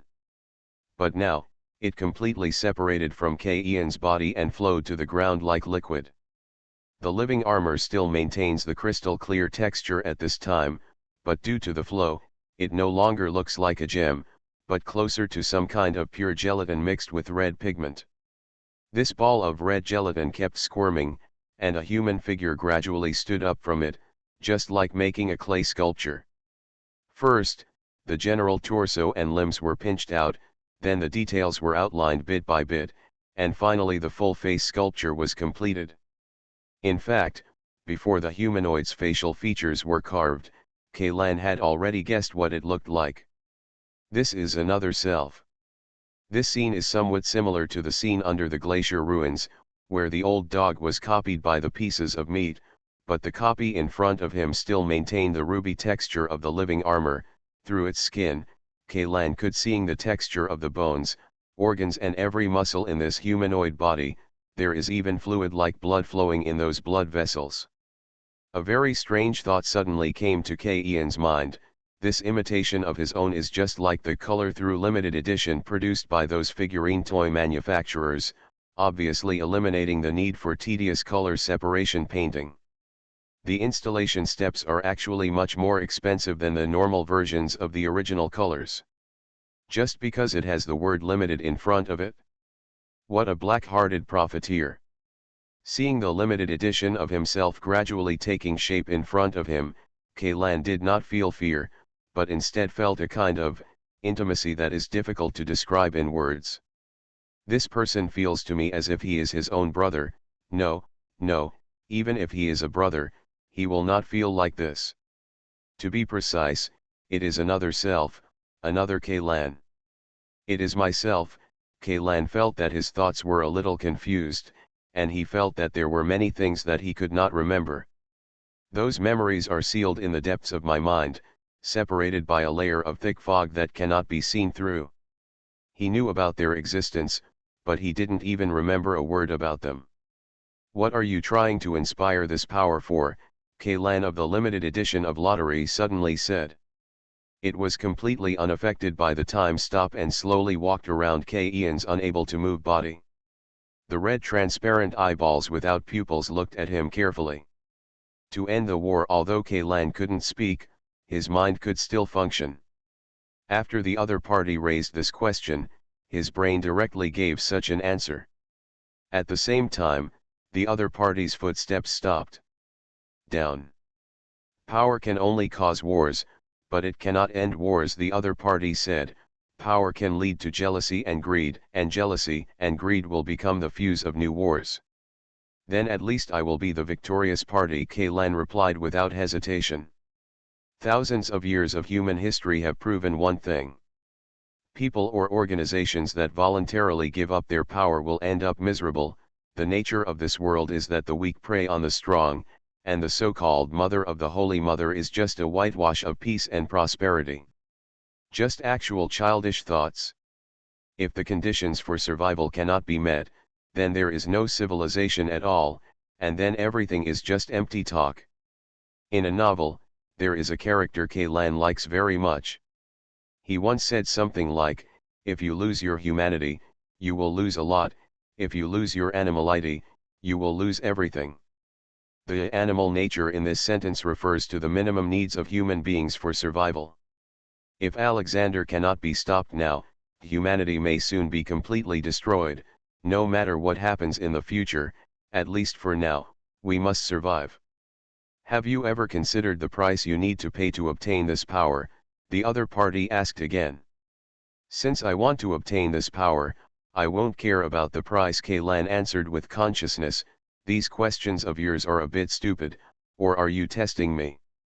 If you understand it this way, that's right. The blood-red figure stood directly in front of Kaylan. This was originally just an insurance, a dispensable insurance. You should also know that the internal affairs of the Undead Crew Association, there are many people who don't trust you. They are worried that you will become the second prophet. Who are you? What do you know? Kaylan couldn't help but ask. However, the other party ignored him and continued, but I will not doubt you, I trust you, and I believe your choice is the same as mine. What's the meaning?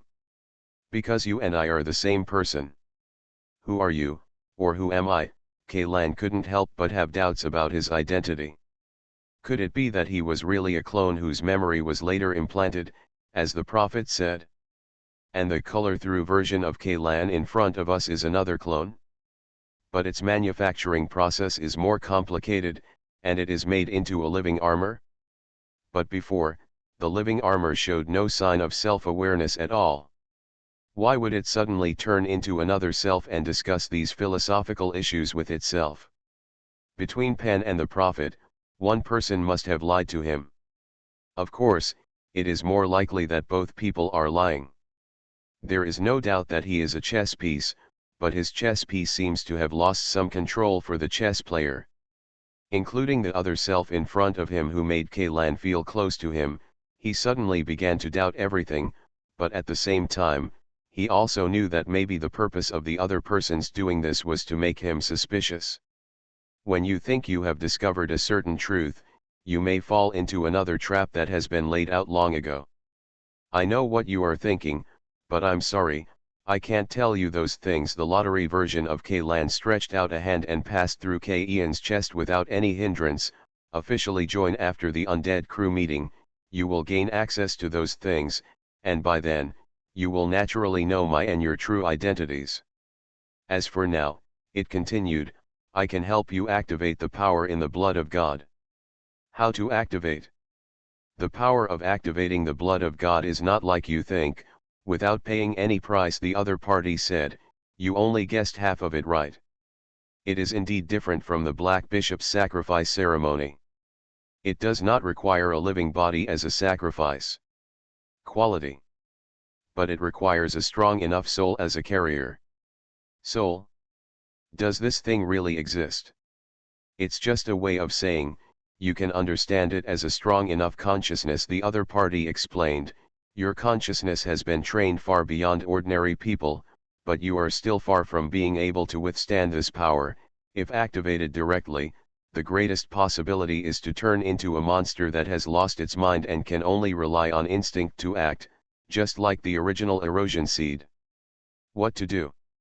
I will be the carrier. After all, I was born for this moment. Alien Relic Hunter. Author, Chen San. Chapter 681. What? Before Kaylan could react, he felt an indescribable pressure. The radiation clouds that had been lingering over Alpha Star suddenly split from south to north, traveling through countless spaces and time, as if they were real. The general gaze fell on the other self. At this moment, the stagnant time resumed its flow. That line of sight disappeared as if it had never appeared before, but the other self standing in front of him melted like a wax statue that had been exposed to the scorching sun. Is this the price? Kaylan stared blankly at the pool of burning blood on the ground, and couldn't help but feel an inexplicable sadness. He didn't know why he felt sad, but before he could sort out his confusing thoughts, a sudden change occurred. The scope of the flame suddenly expanded, swallowing him whole at once. But Kaylan didn't feel the burning pain, only a warmth surrounding his body, and a surge of power to the extreme. The blood-colored flames lifted him up and slowly rose to an altitude of tens of thousands of meters. Kaylan lowered his head and saw the rising flames forming a magnificent statue, looking at Alexander from afar. The moment he saw the Colossus, a large amount of information flowed into Kayan's mind. The god that the Alpha people believe in has as many mortal enemies as the sea of stars in the universe. The flame god Thugga, it is one of them. It is a huge superstar that emits infinite heat, and the most critical point is that it is a star with self-awareness. Out of some kind of agreement or tacit understanding, in wars between gods, they rarely take action personally, but are carried out by their own dependents or servants. These races and civilizations selected by the gods interact with each other in the universe, fighting for limited resources and living space. Thugga is no exception. But it has no dependents, servants, or races that believe in it, because the terrifying high temperature it releases makes the entire galaxy where it lives become an absolute forbidden area for life, and no living thing can approach that area. No living creature can receive his blessings. But Thurgia is not just a mere commander. He created countless offspring of various shapes through self-division. These offspring drifted to distant star fields under the influence of inertia, burning alien civilizations one after another. At this time, arriving on Alpha Star, it was the projection of the Colossus of Fire, the descendants of Thuggia. Although Thurgia has no dependents, a life form similar to the elemental creatures in fantasy novels was born from his offspring whose temperature was much lower than his. Before this elemental life could develop its own wisdom, it was transformed into a warrior by Thugga's descendants and plunged into the never-ending war between gods and gods. The Colossus of Fire is the best among these warriors. Of course, if a real Colossus of Fire is dropped on planet Alpha, the entire planet will turn into purgatory in an instant. The current projection is only 1/10,000th of the strength of the real Colossus of Fire, but even if in this way, its power is enough to rival Alexander. With a thought in Kayan's mind, the Colossus of Flame strode towards Alexander. As an elemental creature, the Colossus of Fire does not have a fixed form. However, driven by Kayan's subjective consciousness, this projection eventually transformed into the Asura in Buddhist legend, a burly body 10,000 meters high, 16 muscular arms, and 3 evil ghosts. The head is carried on the shoulders, and the blue-white flames are constantly swallowing in the eyes. In the interpretation of Buddhism, Asura is the embodiment of revenge and anger, and is also the symbol of the god of war. It is used as the concrete image of the Colossus of Fire. It is really couldn't be more relevant. The moment he saw the Colossus of Flame appear, Alexander's upper body began to rotate. When Kalan controlled the Colossus of Flame and walked in front of Alexander, he happened to meet a beam of light that struck down from above. Not long ago, the same beam of light split open an aircraft carrier battleship without any hindrance, like cutting paper, but now, it was blocked by the two arms raised by the Colossus of Flame. Boom! A huge explosion sounded, and four flaming fists with a diameter of several hundred meters hit Alexander's body, immediately triggering a series of explosions. The energy shields that left the three fleets helpless were torn apart in an instant. A huge pit appeared in Alexander's chest. Countless broken metal parts crashed to the ground, but more of them were melted into red molten steel by the high temperature on the fist of the flame colossus. This molten steel poured into Alexander's interior, killing the rotating gears. Wrapped in death, in the blink of an eye, one side of Alexander's body was paralyzed, and the huge arm gradually began to fall apart. "Why are you stopping me?" The prophet's roar came from Alexander's body and resounded throughout the battlefield. "Are you so willing to be those people's pawn? Have you never thought about what their true purpose is?" Every time the prophet roared, hundreds of lasers would burst out from Alexander's body. However, after the projection of the Colossus of Flame was pierced by the laser, it immediately returned to its original state. It was originally a ball of flame, even if the body was cut. No matter how many times we open it, we can still get it together. With another fierce straight punch, one of the arms of the Colossus of Fire directly punched Alexander's right shoulder through. The other arms hugged Alexander's right arm and forcefully pulled it from Alexander's torso. It was torn off. The prophet let out a shrill scream. After he guided the ritual to awaken Alexander, his true body has been integrated with the god of machinery. The damage to Alexander's body has naturally also it will make him feel real pain. What is their purpose? Does it have anything to do with you who deserve to go to hell? After Kalan finished speaking, he waved Alexander's giant arm and hit the opponent hard on the head. Boom! A shockwave visible to the naked eye centered on Alexander and spread rapidly to the surroundings. The originally chaotic battlefield was suddenly cleared. As for Alexander, who was at the center of the shockwave, he was hit a lot shorter by this heavy blow. Cut. The structure of its upper body has been shattered, and it cannot even maintain the integrity of the energy shield. Its lower body has been smashed into the ground again. The cracks like spider webs have spread to more than 10 kilometers away, and the rift is the widest place. The span even exceeds 100 meters. Why are you angry? Compared with just now, the figure of the prophet has become much weaker. Alexander raised his other arm to block the attack of the Colossus of Flame, but was stepped on by the Colossus of Flame, nearly 10,000 meters away. The tall mechanical god instantly lost his balance and fell face down to the ground. If Ark's ground troops had not been wiped out earlier, the earthquake caused by this time alone would have been enough to cause them huge casualties. Under the influence of the earthquake, the White Ridge Mountains in the distance began to have avalanches one after another. The peaks originally covered with white snow revealed their true colors of rocks one by one, and the majestic white waves completely filled the valleys, the third peak of the White Ridge Mountains. The 37 peaks Tongtian Pillar even broke directly from it, and the top of the nearly 1,000-meter high peak rolled down, making a thunderous noise. This scene looks like the end of the world is coming. The projection of the flame colossus has faded a lot compared to when it first arrived. The projection has a time limit.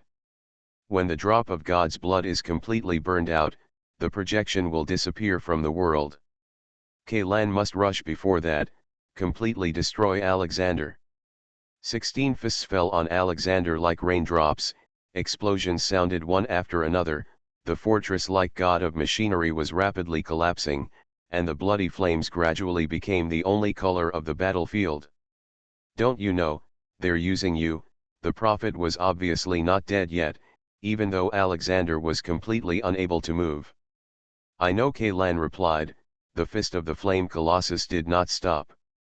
"Then you want to know, in the tower, the things I didn't have time to tell you." The flame colossus fist hesitated for a moment, but finally hit Alexander hard. It seems that the negotiation failed. The prophet seemed to let out a chuckle, but at this moment, Kalan felt a warning sign in his heart for no reason.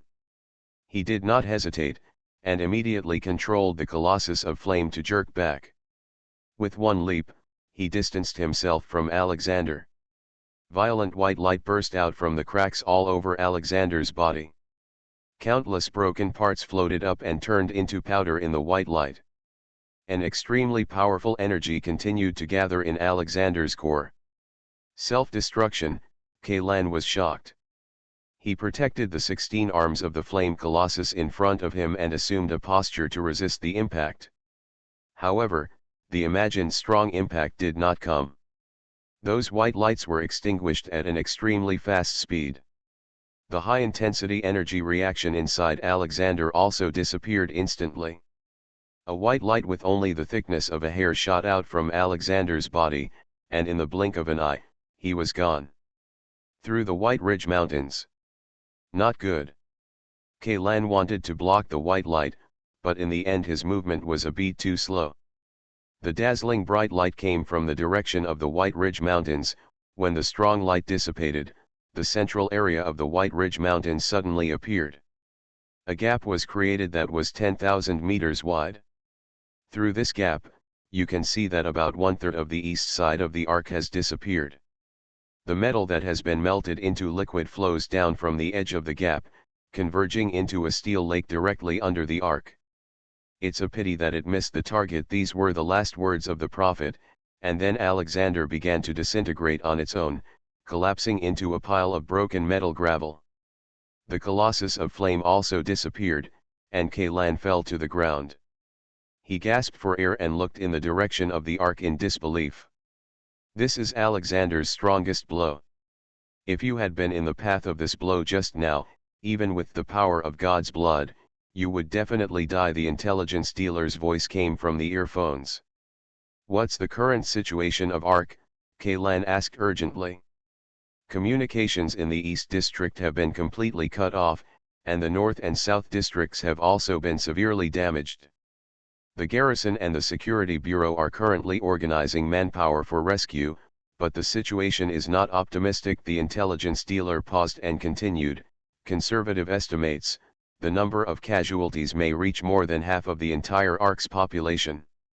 I can't blame you. With the power of projection, it is impossible to stop Alexander's ultimate judgment. This is an attack launched by gathering all the energy in Alexander's body. Its power is second only to the Alpha civilization's Starkiller weapon. There's one thing you probably don't know yet. From the very beginning, the Alexander was designed as a single-use decisive weapon." "Are Layton and the others still alive?" Kalan asked tiredly. "They were picked up on the Garuda-class transport ship after leaving the battlefield." "Everything is fine," the intelligence dealer replied. "By the way, there is one thing I need to remind you." "What's up?" "Don't believe the undead crew," the information dealer said, one word at a time. "Sure enough, there is a mole within the crew, right?" Kalan was not too surprised. This speculation had been lingering in his mind for a long time, but now it has finally been confirmed. "No, I mean, don't trust anyone on the Immortal crew." "Then you are considered a member of the Immortal crew?" "Are you saying that I can't trust you either?" Kalan was stunned for a moment. "Right. According to this logic, what you said is simply a paradox."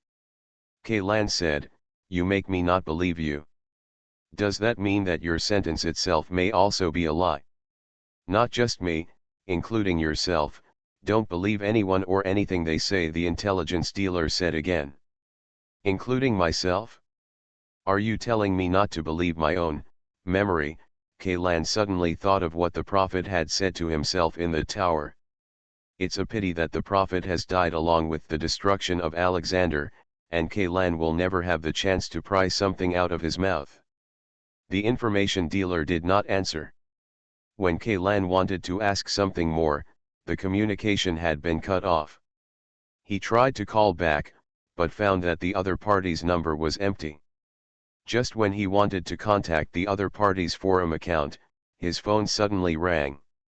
This number is not unfamiliar to Kaylan, it belongs to Demeter, the fourth queen of the undead crew. "Hello," Kaylan answered the phone. "Pan is dead." The other party's first words made Ian's heart stop for a moment. "What did you say?" "Pan was originally the person responsible for contacting you during this combat operation, but he cut off contact with other members before the combat operation began. Just now, other members of the crew found that his physical body had scientifically declared dead. As for his consciousness..." Demeter did not continue speaking, but changed the subject. "During the entire combat operation, you have been communicating with him, right? P.S. Tomorrow is my birthday. I hope everyone can give me counting tickets as a birthday gift. Recommended monthly tickets are acceptable. You are listening to Novels at Bless Up channel. Wish you happiness and luck. Please subscribe to receive new novels. How do you feel about this novel? Please like and leave a comment. Alien Relic Hunter. Author, Chenmi-san.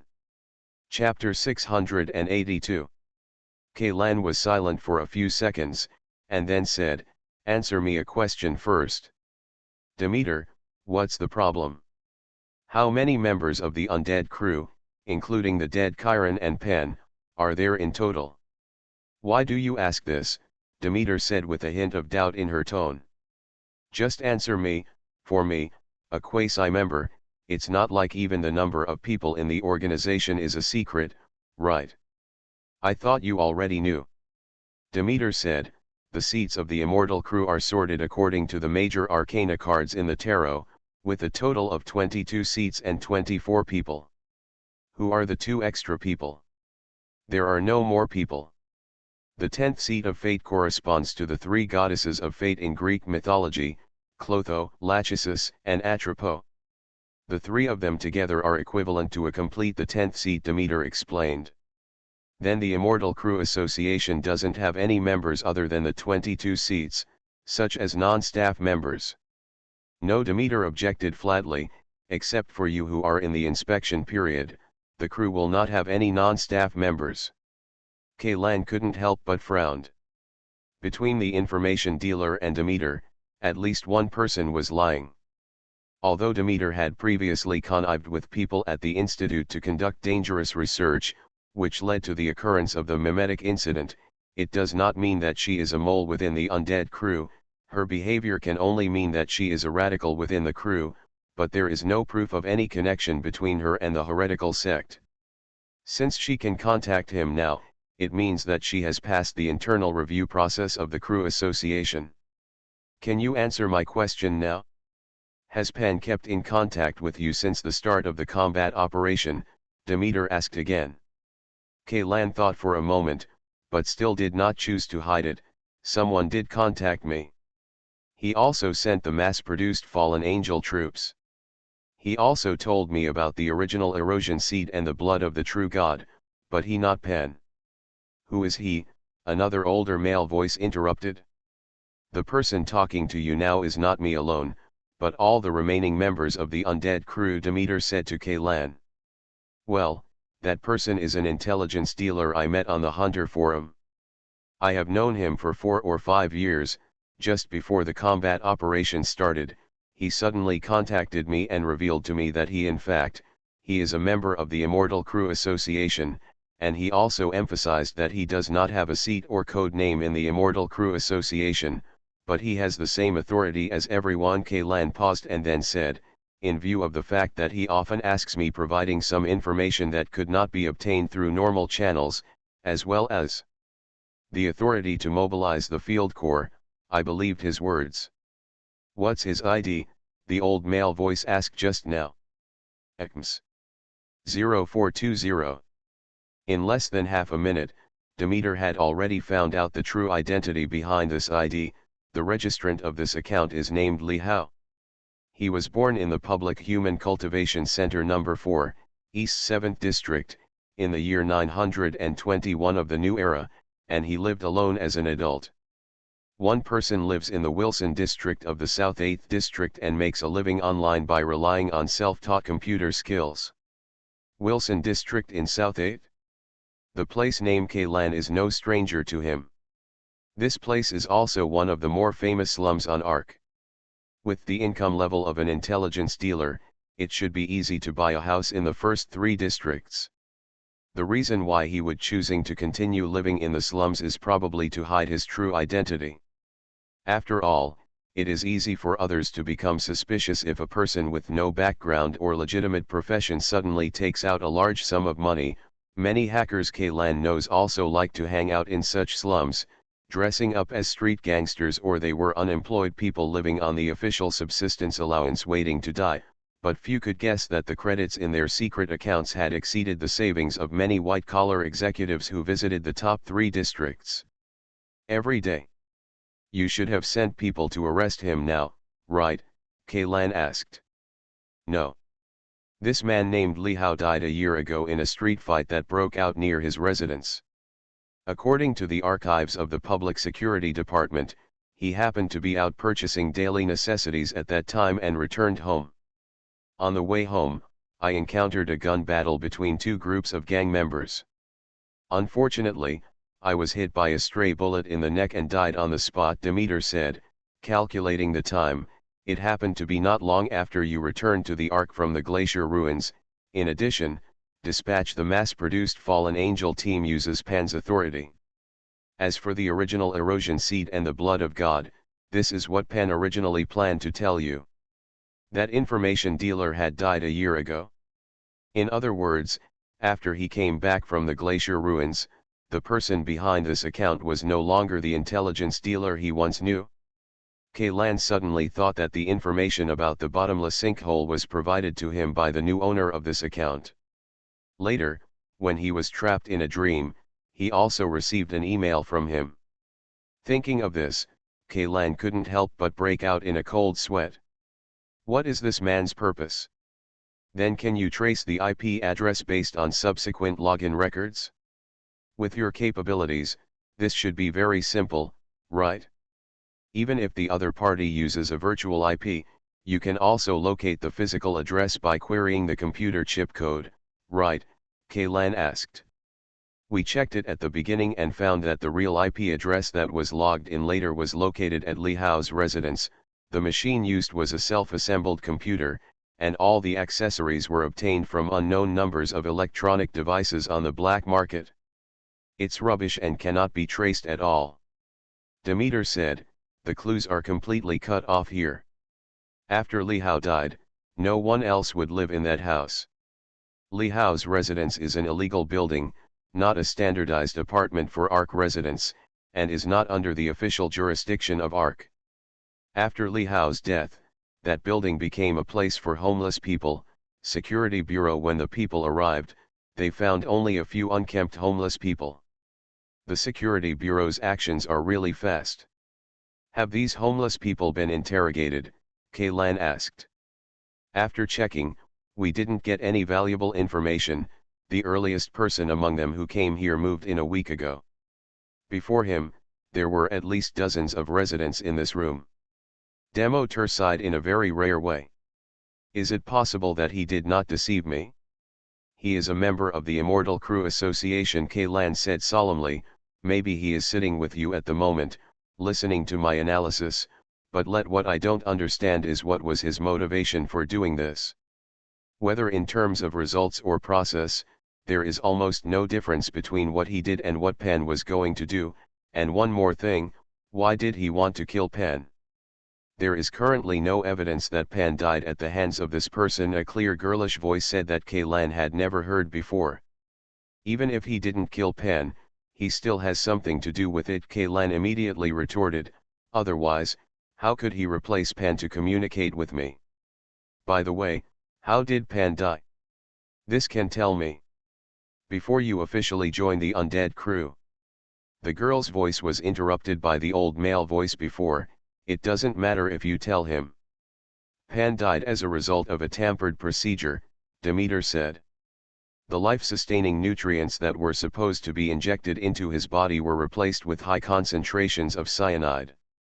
Poisoned to death, Kaylan was a little surprised. I thought the people in your Immortal Crew Association were really immortal.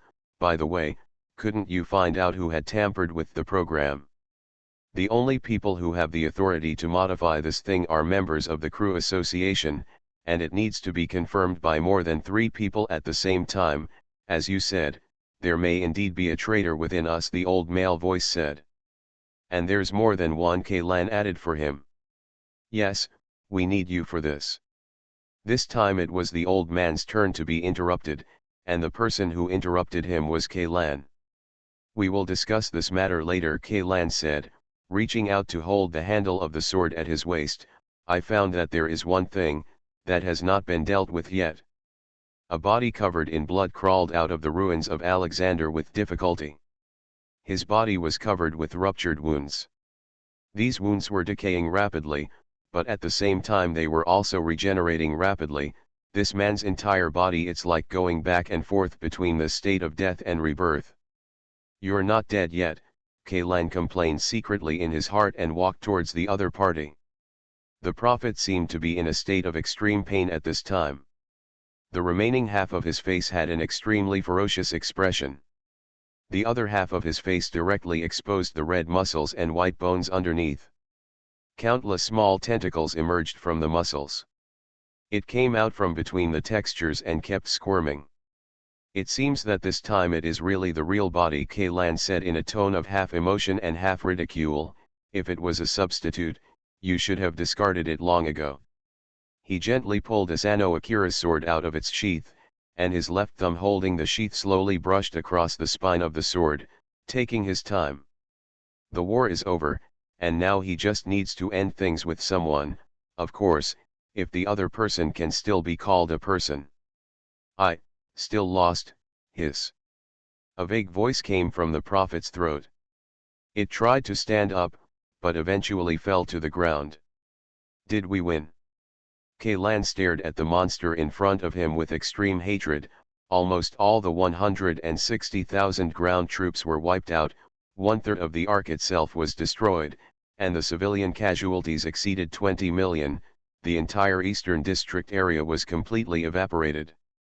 Although the key members of the Hunting God hunting group have been transferred to Yagunaktar, nearly half of the logistics personnel still stay at the headquarters in the East 4th District, plus the newly recruited reservists in the training base. Hunters and employees' families were completely wiped out from this world with that dazzling white light, leaving not even a trace of their existence.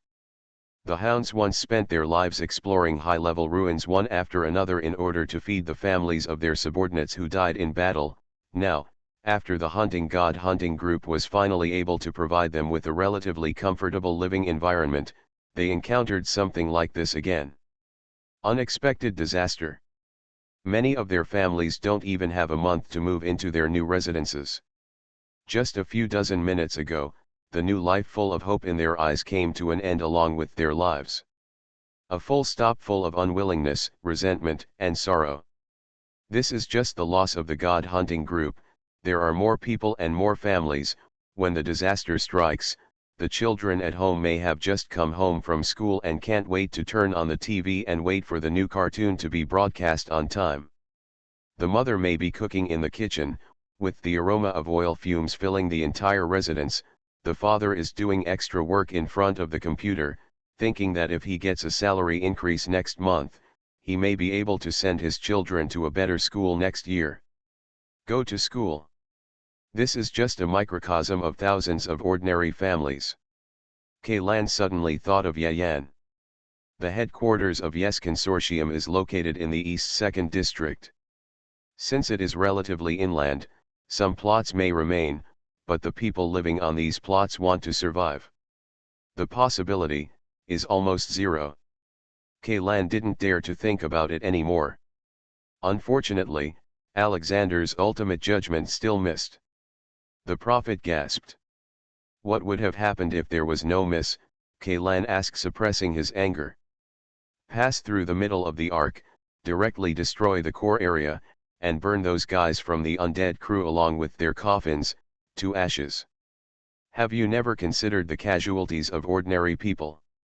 Do humans care about the insects hiding under the soil when they cultivate the land? As the prophet said, he put a hand with almost only bones left into his abdomen and pulled out a rotting tentacle. He threw it on the ground casually. Even the people of the undead crew don't care about their death, so how can I care? Kaylan said. Although the anger in his heart was hard to suppress, the expression on his face became calmer. He didn't even bother to find a few suitable words to insult the other party. Sooner or later you will regret it, the prophet continued. When you know the truth of everything, you will regret your choice today, I can guarantee. Ha, ha ha. So, what is the truth? Kaylan held up the knife, walked to a place less than 3 meters away from the prophet, stood still, and looked at it coldly. I can't tell you, because as long as I tell you, the undead crew will kill you immediately. Ha ha ha. The prophet struggled to get up from the ground and knelt down in front of Kaylan. Ha ha, how about, don't you think, it's ironic? Kaylan didn't waste any time and directly thrust the sword into the opponent's chest. Although the living armor had been burned by the flames in the ritual, Kaylan's body that had been transformed and strengthened by the living armor was preserved. He stepped on the prophet's shoulder and pulled the knife out of the opponent's chest bit by bit. Wherever the blade touched, the flesh and blood instantly turned into gray tissue like tattered cotton wool, and then quickly turned into the smelly pus dripped onto the ground. Sooner or later you will regret it, the prophet laughed suddenly, and rotten blood and organ fragments sprayed out from its broken throat, because you are just a chess piece. A chess piece that sees the edge of the chessboard but is still unwilling, the extremely stupid chess piece that jumped out. Ha ha ha. Shua. A knife kills the head. The laughter stopped abruptly. P.S. Thanks to Yan Ye for the 2000 starting coins. Thank you Yeshang Mo Weiliang for the 100 starting coins. In addition, I would like to thank Yan Yi and Zibo Kinxia for sending me birthday red envelopes in the book club. To be precise, today and tomorrow are both my birthdays, one according to the solar calendar and one according to the lunar calendar. Considering that whether it is a nucleic acid test or a bone biopsy test, the result will always be negative, so this time I am superstitious and celebrate my birthday according to the lunar calendar. I will go out to have a birthday party with a friend tomorrow. If I come back late, I may take a day off. Alien Relic Hunter. Author, Chen-Mi-san. Chapter 683. This way of dying seems to be too cheap for you. Kaylan sighed and sheathed the sword. Of course, Kaylan also wanted the prophet to be tortured before death, but considering the special characteristics of this guy, if he kept it, it would lead to long nights and dreams. Who is not sure that after it recovers from the near-death state, it can still take out the money? What's the trump card? What's more, even if he is made to endure the most painful punishment in the world, it cannot offset the evil deeds it has committed. Tens of millions of people died because of it, a blood debt that can never be repaid. Please send a plane over, bringing enough flesh-eating worm active cells and napalm. Kaylan said to the people of the Undead Crew Association, clean up this battlefield and remove all remaining biological tissues. Burn it, don't spare even a single cell. Remember that last hitting is a good habit. This is a valuable experience Kaylan learned from countless movies, TV series, and novels. The team responsible for the aftermath will arrive in 3 minutes. Demeter replied, now we need you to return to the Ark immediately. Control me, Kaylan asked casually. You can understand this, but our original intention is to protect you. Demeter said, the person who killed Pen, his next target is probably you. No, I don't think so. I think you are more dangerous than me. Kaylan sneered, and then said, if he wants to kill me, he will have countless opportunities during this combat operation. On the other hand, you guys, you didn't even realize that Pen was poisoned to death, So how can you talk about protecting him? If that person wants to continue killing people, the target is more likely to be one of you here, not me. This dispensable chess piece. Actually, the main reason why we asked you to come back is to let you officially join the undead crew and become the new fifth member, Pope, the old voice said before. Because of Pan's death, now the crew will the number of members became an even number, according to the regulations at the founding of the crew association. When a resolution results in a tie vote, all votes on that resolution will be ineffective. An even number of members. A tie vote does not take effect.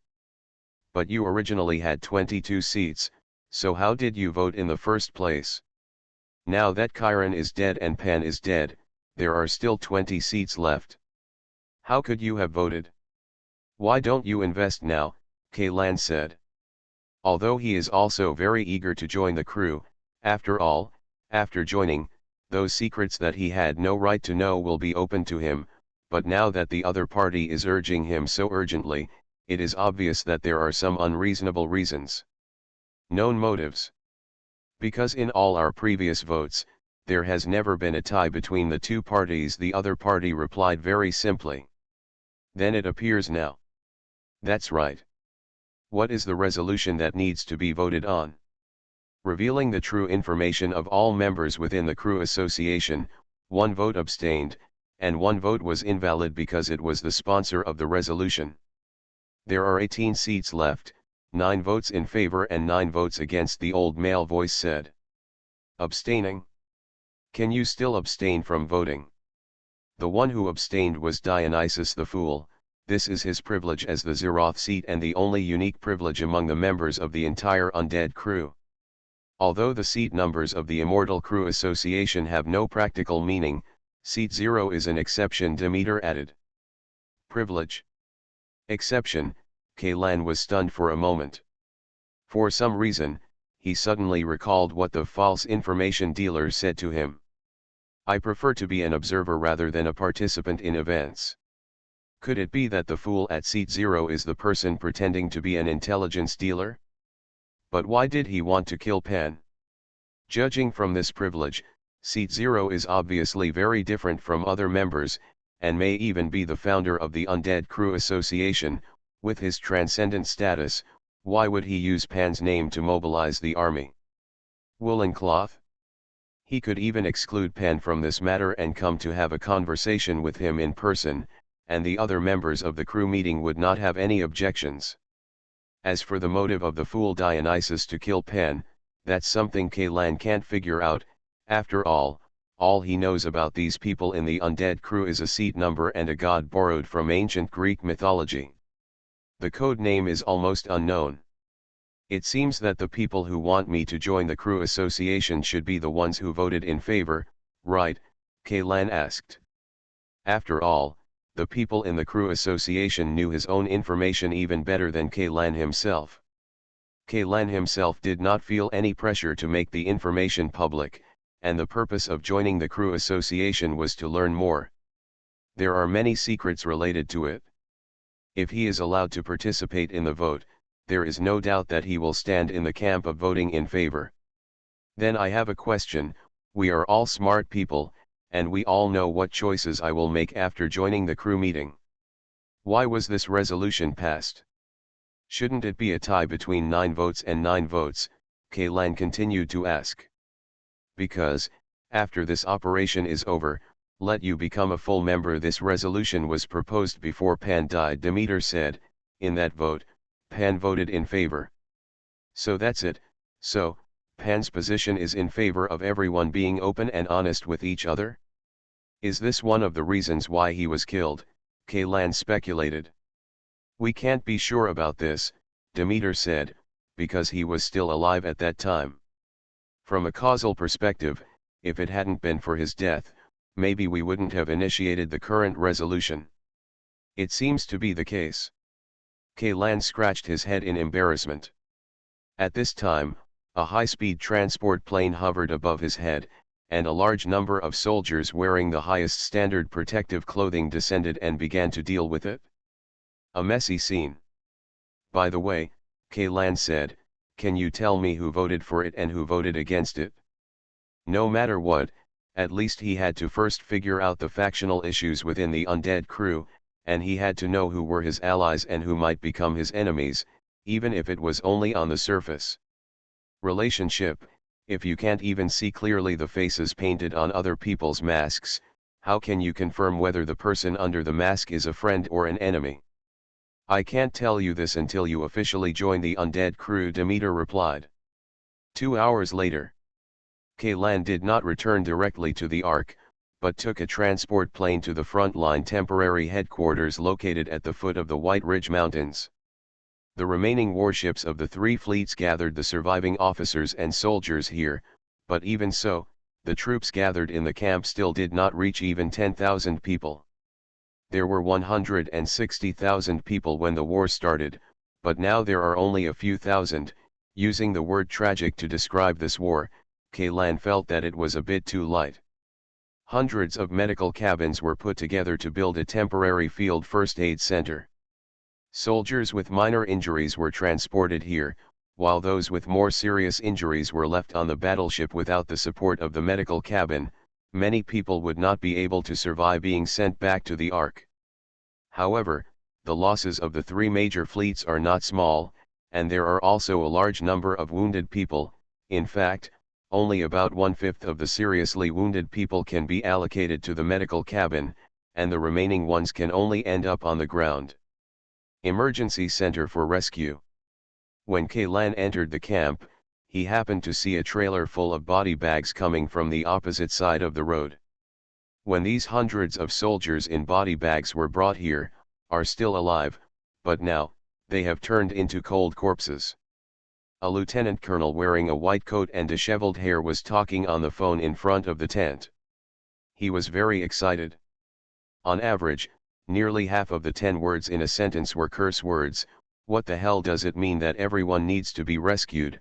Damn it, do you know how many seriously injured people there are, and how many humming doctors we have who can do surgery? There are still many people who waited for surgery, but died because of lack of medicine and massive bleeding. On the operating table, your mother, beep, let me tell you one last time, either you send me medicines, equipment, and plasma as soon as possible, or I have no choice but to abandon those wounded who are dying and go save those who have greater hope of survival.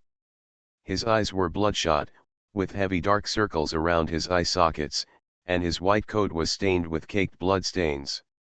That's director list of the temporary emergency center. He has been operating on the wounded from the beginning of the attack to now. The soldier on the side told Kaylan in a low voice, every medical staff in the emergency center is working continuously, but there are still not enough manpower. Many injured people are queuing up for surgery, and brothers who cannot survive the treatment die every minute. What about the medics in the army? Kaylan asked. Every soldier should have taken a field first aid course, right?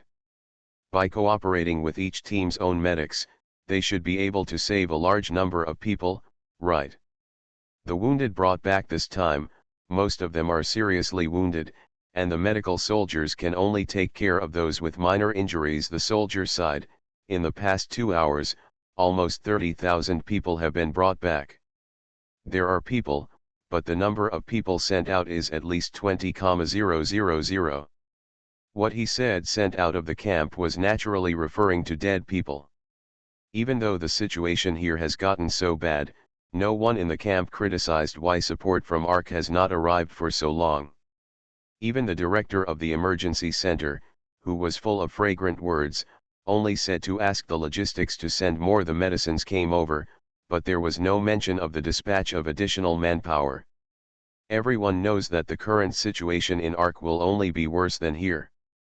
Even if these wounded people can be transported back to the Ark in time, they may not be able to obtain better treatment conditions. I'll try my best to ask the people above to send more supplies, Kaylan sighed, but don't have too much hope, because now the Ark side is also.